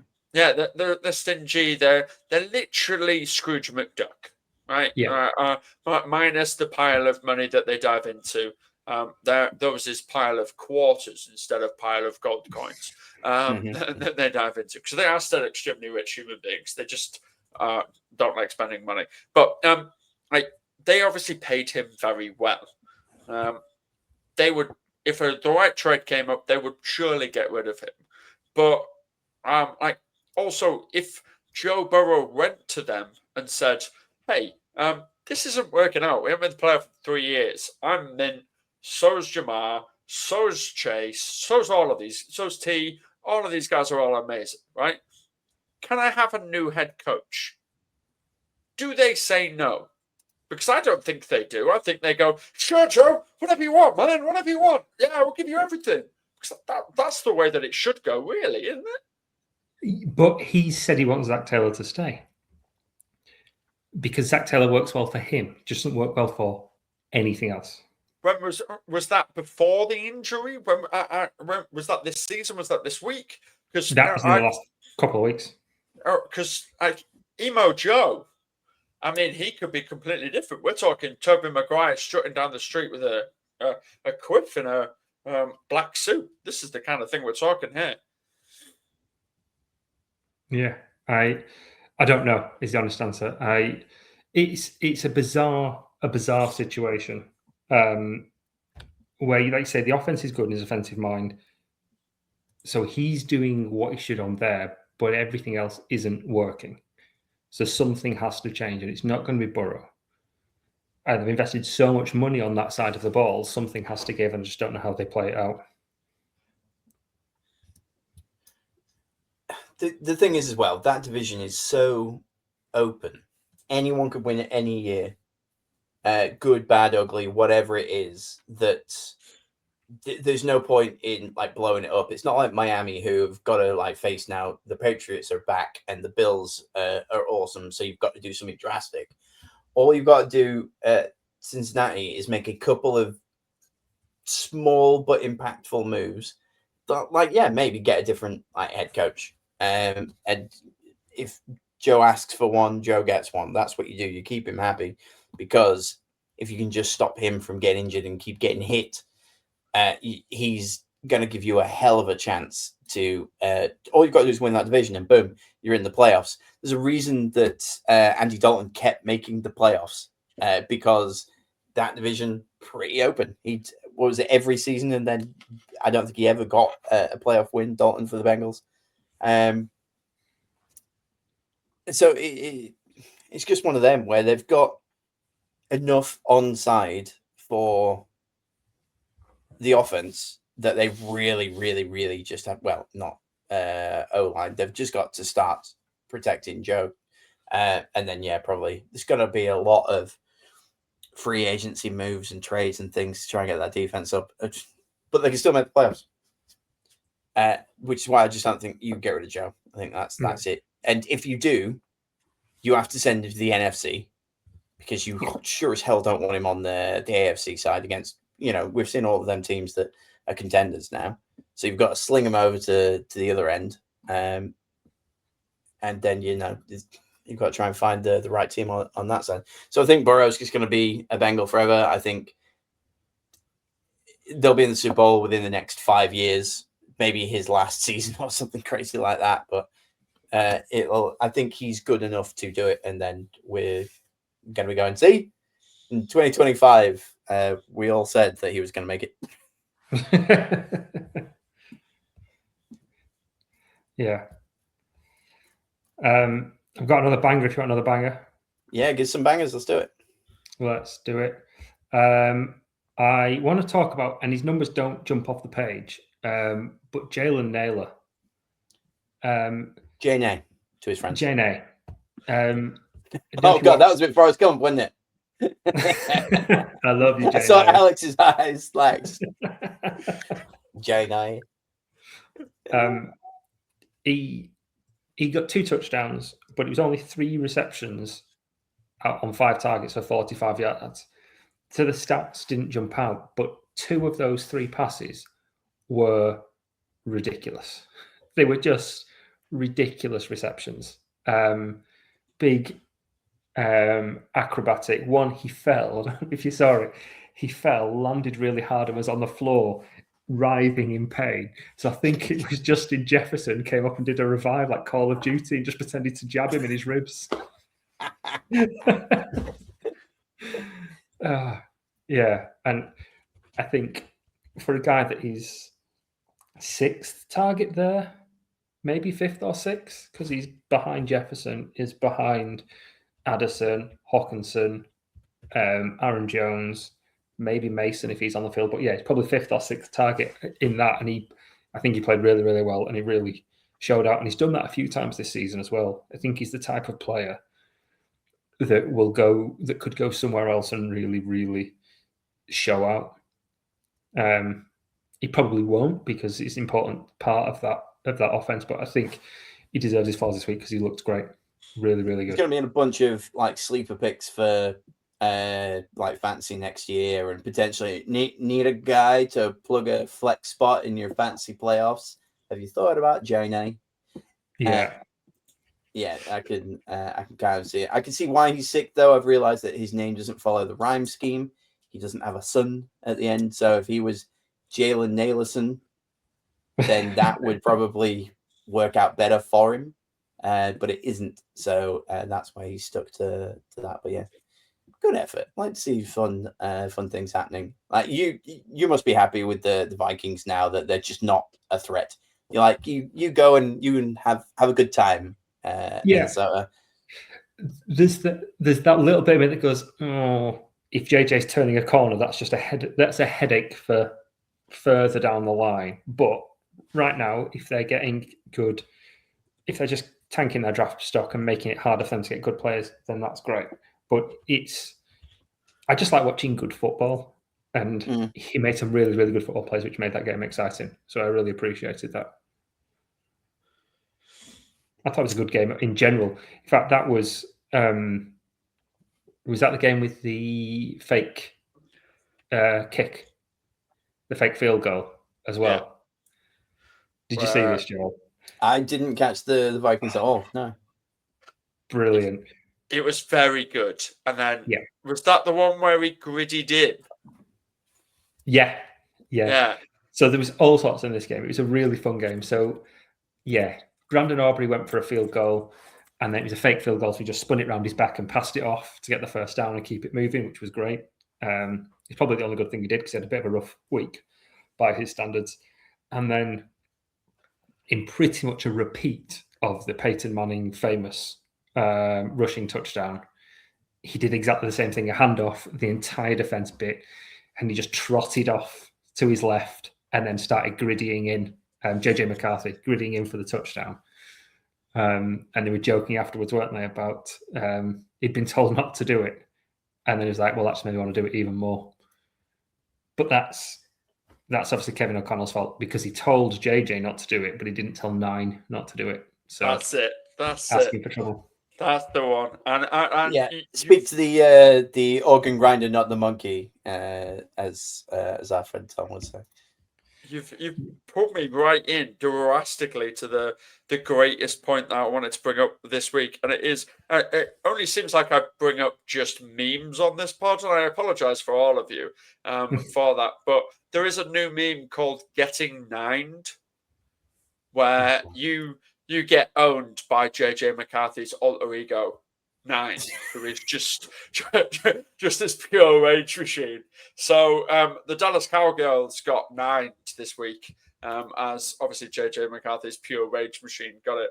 And if you are then clowned on or anything like that, your face is superimposed on the picture where JJ McCarthy's in the locker room with the like war paint on under his eyes, and he's really aggressive. And Jalen Hurts got it last week because he got nined with his terrible performance. The Dallas Cowgirls got it this week because he actually was semi-competent this week. Alex just out keeping us super relevant with what's going down with the youth of today and how quick they're on and off of memes. Let's find a way to ruin this for them all by using it far too much so that it's not cool, and we can move on from making JJ McCarthy references as much as possible. I'm going to slip in another banger. Oh, Buffalo versus New England. Just the whole damn thing. Like, there's one game every week so far for the past, since week 13, 15. So the past 3 weeks where a game has been playoff football. And I've said it every week. I'm ready for the playoffs. I couldn't really care less much about the regular season at the moment. But you get a Buffalo versus New England game that just keeps going and just keeps going. And it's a back and a forth. And everyone thought New England had it. And then they just threw, 21-point lead? Yeah, crazy. And to quote Alex, who added to my note here, Trayvon Henderson is the dude. Pete was right. Yeah. It's just that whole thing. Like it was just awesome. It was I nearly put Patriots in the trash section because they started so strongly. They're 21-0, weren't they, at one point? Mm. And then they let Josh Allen do Josh Allen things, which was... He nined. He nined them, See what I'm doing there? I'm just going to use it until it dies. What a 9 of a performance. What would you give it out of 10? That's right. And he was... But then Henderson just was like, no. He was. He nyowed. He just nyowed them and kept it back in, and he kept it entertaining. And he's so fast. He's so entertaining, and he's electric to watch. And I think after a really rough start to the season as well, it's great that he's grown into what I always knew he could be. I feel like his dad. You know what I mean? Like what we saw at college. He thought, one arm around him and be like, Yeah. I think you've got potential, son. Yeah. Well, that so must have been a really appreciate proud moment for you then. So that's really cool. That's way to make it about yourself, Dad.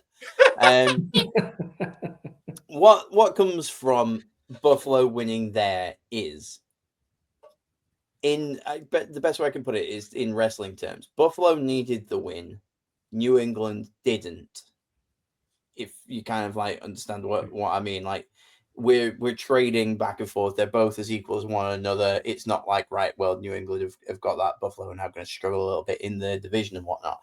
That's going to be like a really cool rivalry for a good few years by the looks of things. So Buffalo getting that win and then getting one up on New England with a few weeks to go, and now the Bills are only one win behind. Have they traded wins? Did New England beat the Bills last time? Yeah, but so that makes it lost. Interesting. Yeah, this loss cost them the 1 seed. Yes. Temporarily, potentially, but they'd have had the 1 seed. So this potentially cost them the bye, and that'd be the game that you really look at the end of the season as they coulda, woulda, shoulda. Yeah, especially because the New England now have got Ravens, Jets, Dolphins. Win. You'd think so, yeah. It, isn't it? Yeah. They'd have also qualified for the playoffs. Yeah. Oh, would that have been it clinched? Yeah, they'd have clinched the playoff berth if they'd won. So, like, the hats would have been out, the banners would have been down. We got playoffs since this time. Oh, it's only 2023. What a playoff drought for the New England Patriots. You've really got a feel for them, haven't you? The Bengals have got the Browns, Eagles, Jets. So win, flip a coin, win.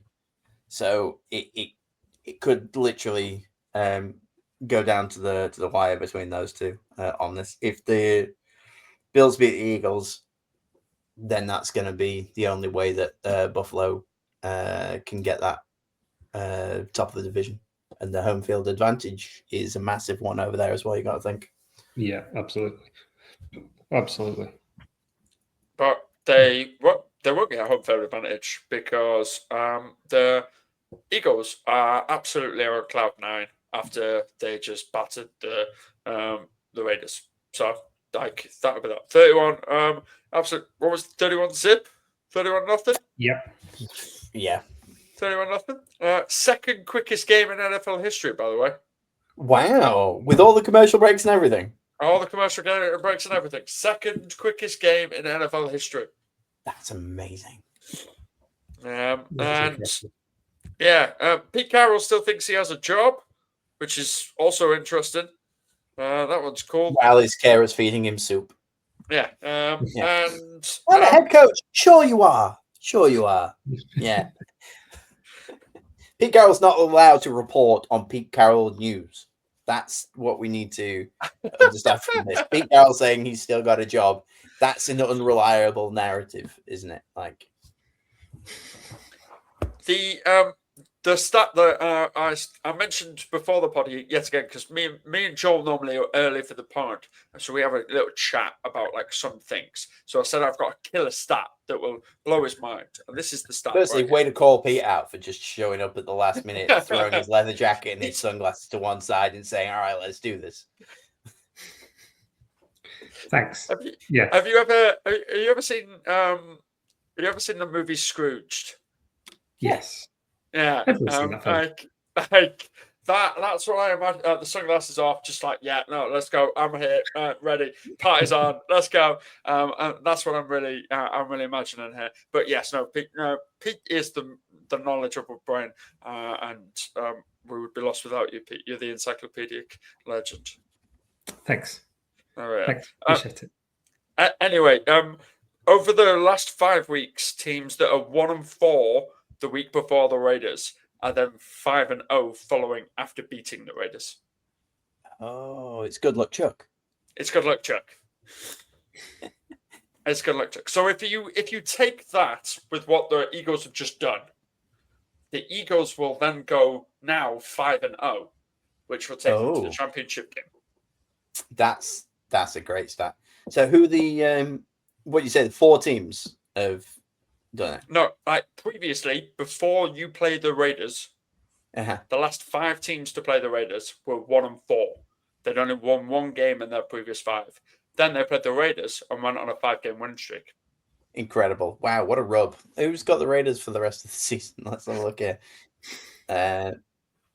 Raiders got a rough run, I think. Texans, Giants, Chiefs. So the Texans getting a win there. 5 wins in the playoffs, that takes them to the Super Bowl, surely. Giants, great, not going to matter. Chiefs, no one's watching. So, like, who really matters? Oh, they reckon as well, just as an aside, that the Chiefs being Mahomes getting injured and the Chiefs being eliminated is going to cost hundreds of millions of dollars because no one's going to tune into the Christmas Day. I was going to say episode on Netflix, but the game that Netflix have, people are going to be like, Chiefs are out, don't care. Yeah. I guess I'll spend time with my family. Aren't they playing the Commanders? Yeah. Which at the beginning of the season, before the Commanders, like, drop the ball, you go, wow, Commanders really like a kind of hot team. Chiefs are like both these guys are going to be playing. Get ready for the postseason. Nah, absolutely not. I'm not tuning in. I'm going to play Kaplunk. Oh, spoilers. Penny, if you're watching this, you may or may not be getting Kaplunk. Just saying. She's asleep. She's 5. She don't mind. She's also a dog. Really good at Kaplunk, though. Yeah. Well, I guess we'll find out. Or we won't. It could be anyone. Like, just spoiling Christmas presents out here. Pete's getting cold. I've done all of my bangs and tracks. Anybody, anyone want to slip in there? Or should we move on? The only one that I will say is Cam Ward's good at football. The rest of his teams suck. He's certainly getting better, isn't he? He certainly is. Yeah. And we actually, because me and Alex do the pre-show notes and everything, Pete, and get together and talk about things like you should do. You goddamn rock star, you. We were talking because I've been looking back at like some of the predictions and stuff. And one of yours, Pete, was there will be a team that has 2 or less wins and doesn't get the number 1 pick in the draft. And so far, there are 3 teams with 2 wins. So you're kind of like on for that. And one of them is obviously the Titans, which they could lose out. They could like accidentally end up like winning some. But it's Chiefs, Saints, Jags. Who even knows? Like, who's worse? The Chiefs with Gardner Minshew or just the Titans as they are with no injuries at all? The Titans as they are. Yeah, I think the Chiefs' defense should be enough. But whether they down tools, like Chris Jones just takes an early holiday, I don't know. Yeah, 3 of them retire. It's like, no. Mid-game. Yeah, just Antonio Brown, shirts off, straight out. We're done here. So that's interesting little bit. Go. Let's hit a little swift topic of the week.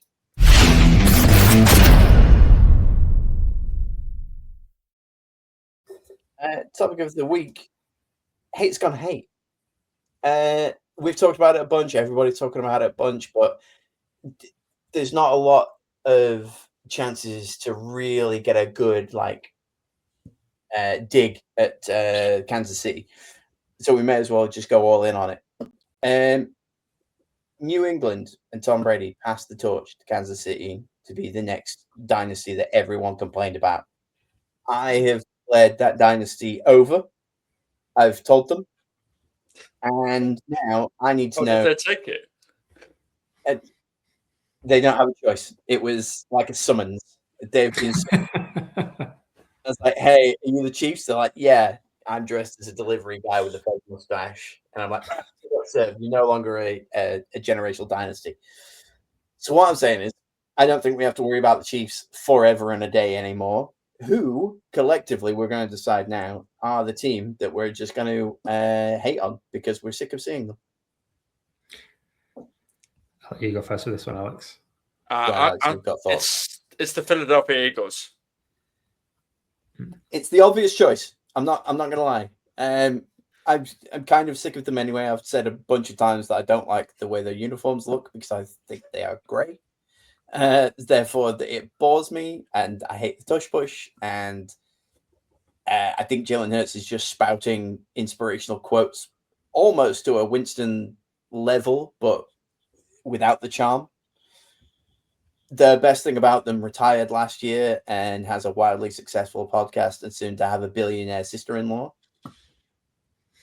So yeah, I think they're kind of the top obvious choice for this.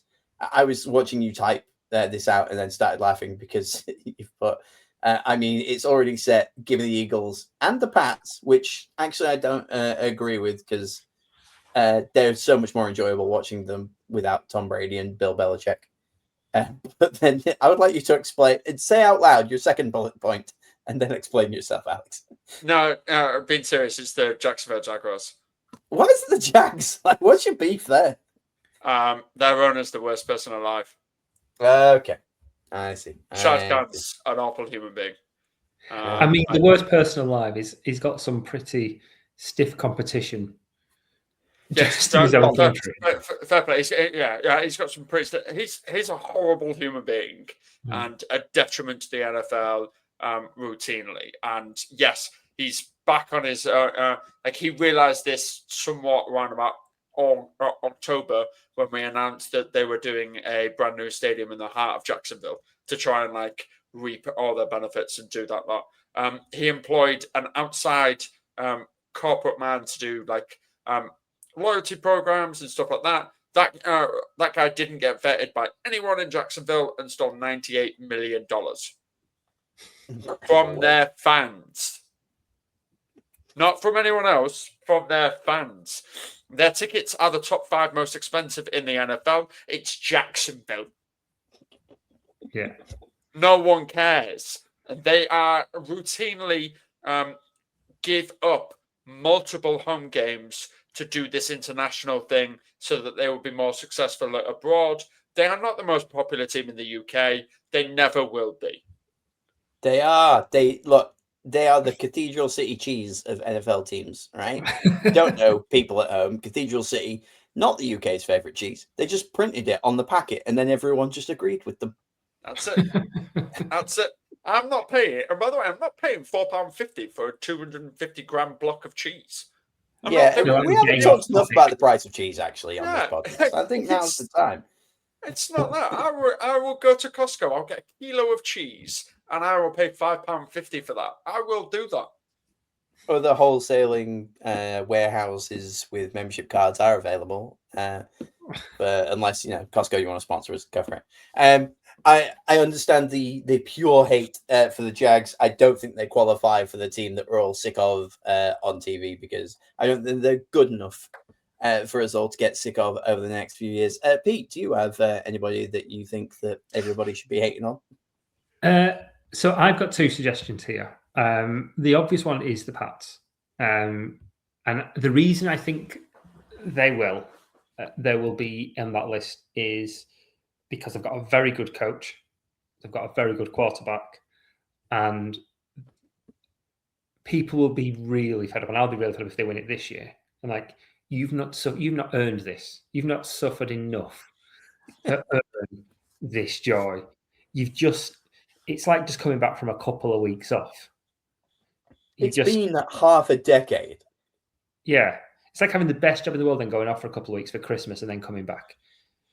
I mean, you say half a decade, but in that time, they still got Rookie of the Year with Mac Jones. So it wasn't all horrendous. There was still hope and optimism there, even if it didn't turn into much. Mac Jones still crushing it right now. But his wife makes cool TikToks, Pete. She does. Well, yeah, there is that. She makes cool TikToks. She's loved by everybody. No, I completely agree with Mrs. you. May, all right? I have no criticism for Drake May or his very wholesome family social media accounts. Just for the organisation in general. The optimistic side of me that says this is a team that could be a really good feel-good story this year and then quickly get old is genuinely the Bears. Because Caleb is growing into the part. Ben Johnson looks excellent. He looks genuinely fantastic. So he could. You want the smoke, is what you're saying here. You're like, yeah, I would kill for everyone to hate on the Chicago Bears because, let's remember the Kansas City Chiefs were a 1-16 team, or I guess 1-15 or whatever it would have been back then. They were poor. They were a very, very bad team. And they were number 1 pick in the draft type of thing. And then all of a sudden, we've had to put up with 8 years of Patrick Mahomes. And you're saying, now's the rise. The king is dead. Long live the king. The Chicago Bears will be the most hated team because we're going to win 5 Super Bowls in 5 years. Yeah, you've got a head coach that looks brilliant. You've got a defensive coach who's not going anywhere. He's not getting another head coach job. So he can stick around. He can have some continuity on the defensive side of the ball there. You've got Poles. He's had criticism from people, but his drafting and his trades this year have been absolutely spot on. So if he can continue to draft like that, and some of that will come from input from Ben Johnson, from Dennis Allen, who will say these are the guys that I want, and there's logic behind it.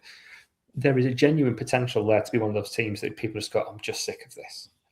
Equally, next year it could just be that this turnover luck and the winning close games flips the other way. They don't even make the playoffs. But if they continue to grow like they have this year, there's potential there for a dynasty in waiting. I think the linchpin of that is Caleb Williams. Mm-hmm. Because he's taken a step forward this year. Can he take another step forward next year and be a top 5 quarterback in this league? Because at the moment he's playing like a top 10. If he can take that next step forward and make it there, you might win more than one playoff game. You might manage to beat the Packers. You never know. Like these two things can exist in the same space. He beat the Packers last year. Thank you very much.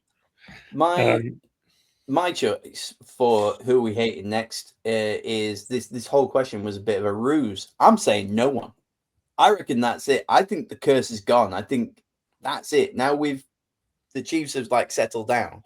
I don't think we're in for like 5 to 10 year runs of like a single team. I just see a lot of teams getting better as others are starting to come down a bit. The Eagles don't look as invincible as they once did. Obviously, the Chiefs don't look as invincible as they once did.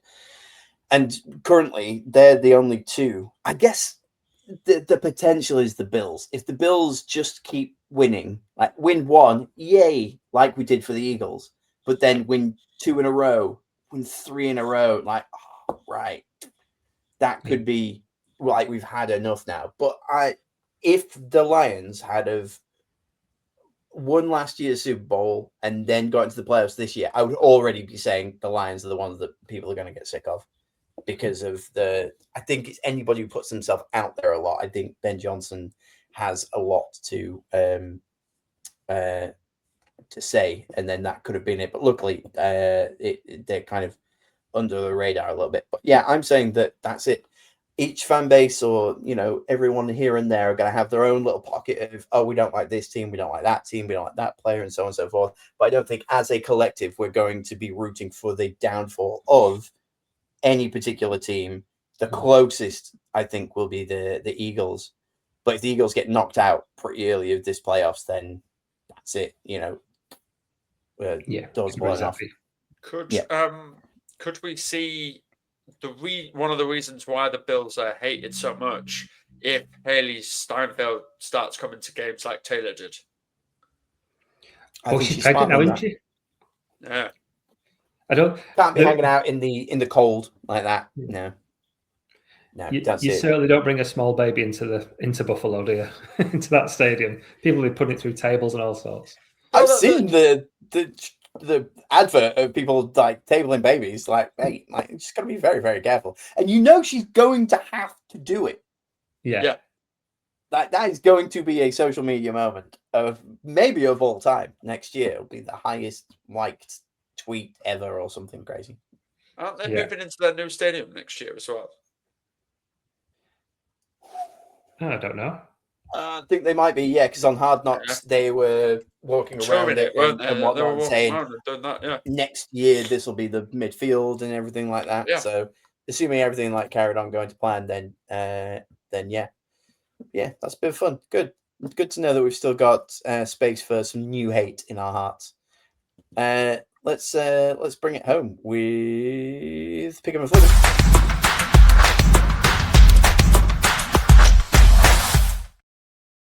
Underdogs, overdogs, wombling free. Pick 'em and flick 'em. And what a week to be me. I'm going full Snoop Dogg at Dr. Dre's star in the Hollywood Hall of Fame. Firstly, I'd like to thank me. Underdog picks. I went for it this week to try and claw myself. My aim is now top 5. I'm coming for that top 5 spot. I took Jacksonville to beat the Colts. They did. Underdog. New England to beat Buffalo. They did. Underdog. Denver to beat Green Bay. Underdog. They did. And I picked New Orleans to beat Carolina. Foolishly. I picked 4 underdogs that did it last week. I am on a tear. And speaking of crazy things that happened, S Black is not the number 1 in the pick'em anymore.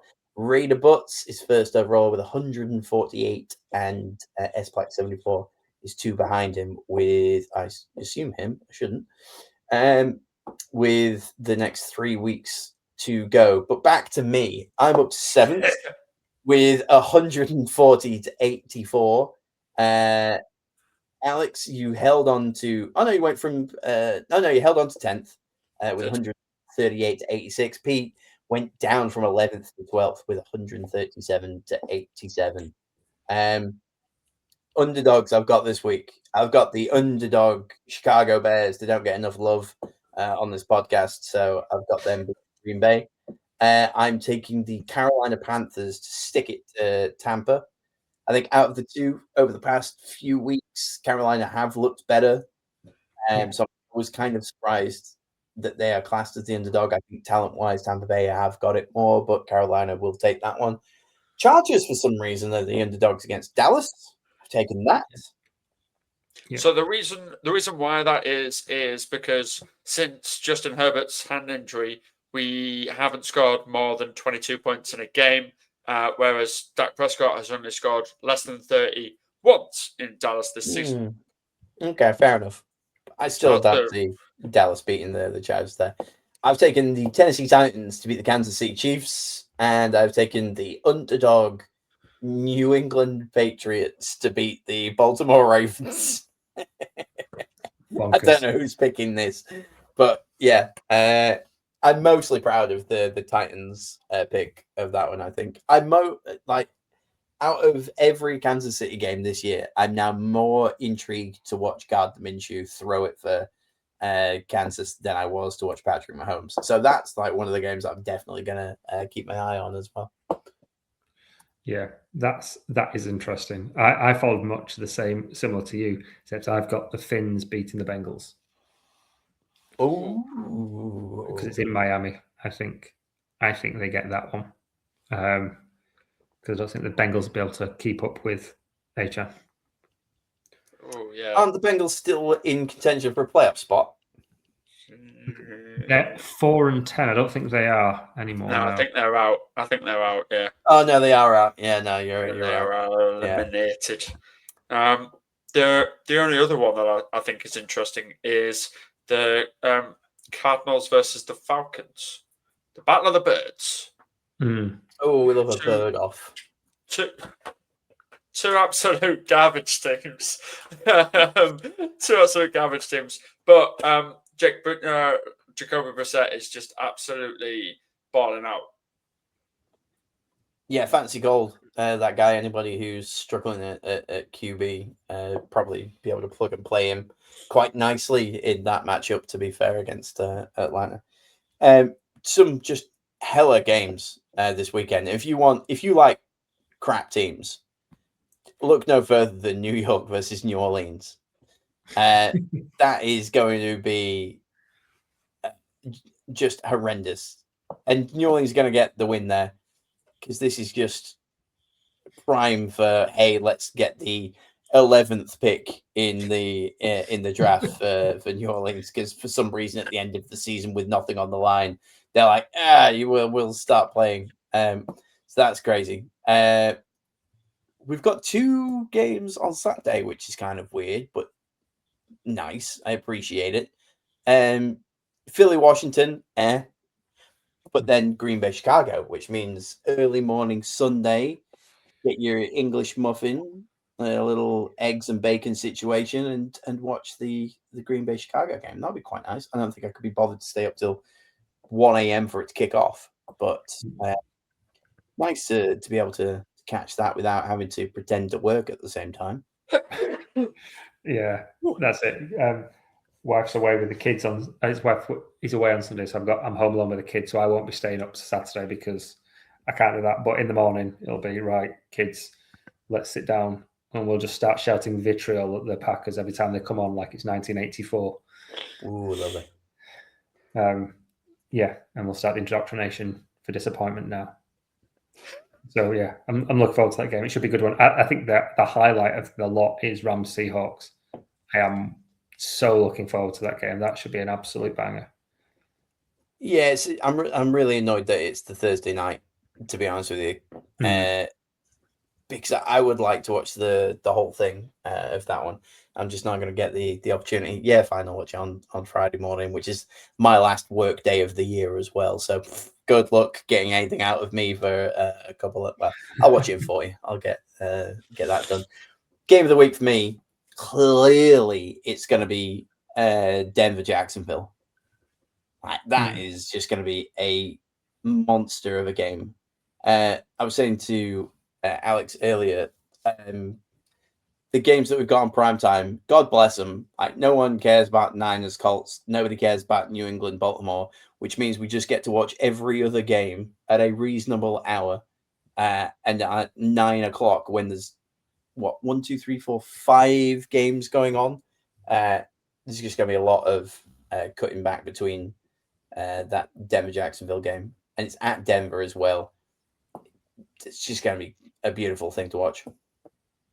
Yeah,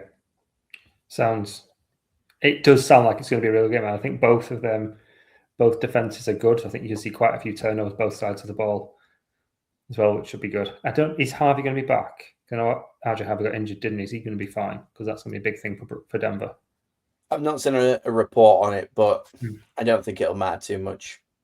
I think at home at Mile High, chuck it, just throw it so far up. Just gonna like hit stratospheres on that one. I guess the one to actually watch out on is Tampa Bay, Carolina. Yeah, winner takes the South. Like that's going to be it, isn't it? Essentially, I mean, obviously there's a couple of games afterwards, and like things could happen, but that's the one with real like implications for the two teams going head to head. And that's at Carolina as well. So that's a tough one. Alex, you're on mute, Alex. Nailed it. Welcome to our podcast, ladies and gentlemen. There it is. I've got my eye on that one, and I really am really intrigued in it. Simply because it's Baker Mayfield, the champion of me this season, and also it's Carolina, the champion of Joel this season. But also Dave Canales was like, "Oh, we might introduce some more like QB things with Bryce this week.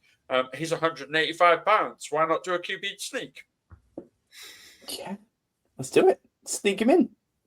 I think maybe the reason is because it will kind of be like the dude from Who Framed Roger Rabbit at the end when he gets run over by a steamroller and he is completely flat and he's just walking around rolling, going.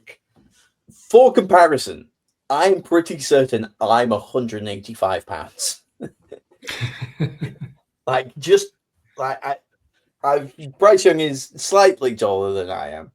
But yeah, that could be interesting. But maybe that's it. Maybe they just think they just like sneak through, just like nip in and out. Or he's saying, "Hey, everyone, we're going to quarterback sneak this," and they're like, "Geez, I wonder if he's telling the truth." Who knows what we might do? We might line him up at receiver. Like, nah, come on. You've got two pretty decent smash mouth running backs, and you're going to try and QB sneak. I don't think so. Oh, they're going for the quarterback sneak. What's Dowdle doing stood next to him? Nothing. Oh, it's a direct snap. They've gone Judkins on us. Yeah, bless them for saying things like that. I love it when they like talk to the media about their tactics that they're going into this next week. Like anything they say is truthful. You would never, ever go on a podium and say, "Hi, opponent, by the way, we're thinking about doing this, just FYI." No, you're not. Settle down. It should be fun now. I'm hoping that we get a lot more. I've not seen like a bunch of maths or anything like that. I want some clinching opportunities. I want to start to see what the playoffs truly are. And I think that we're at probably the closest that we'll get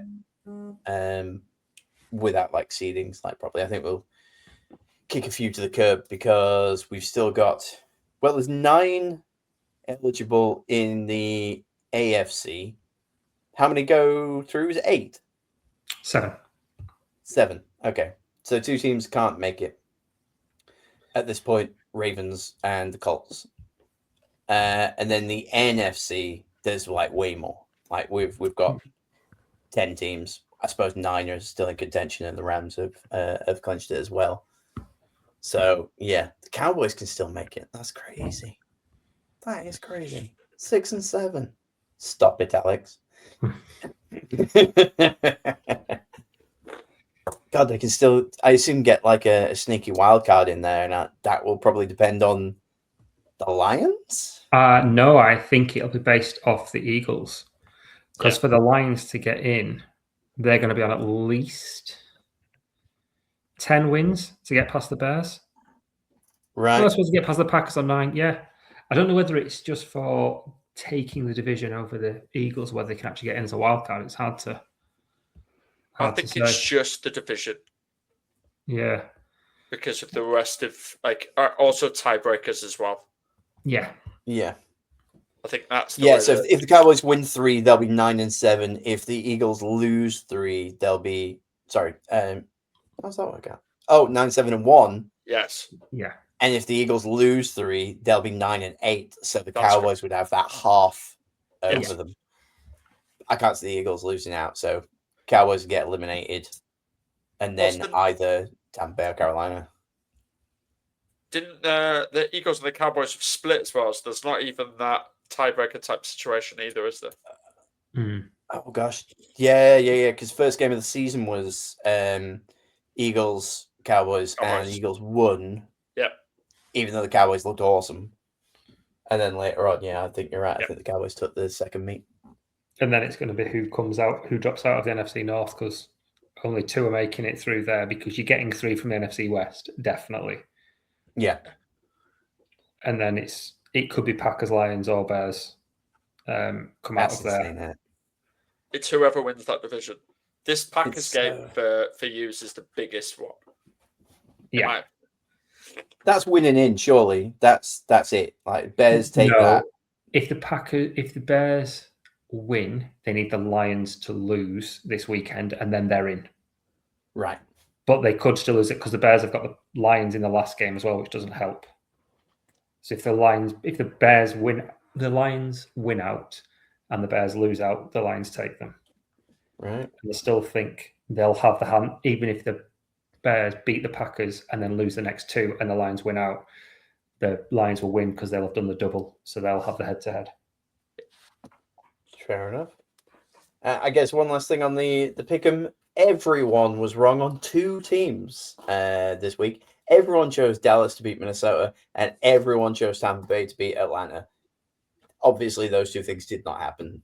But it's funny that like all 19 of us all went nope, and we did it twice. That's kind of a running theme of this week. Right. Any closing thoughts, gents? No, nothing from me. Absolute blank stares from everybody. Cool outro saying.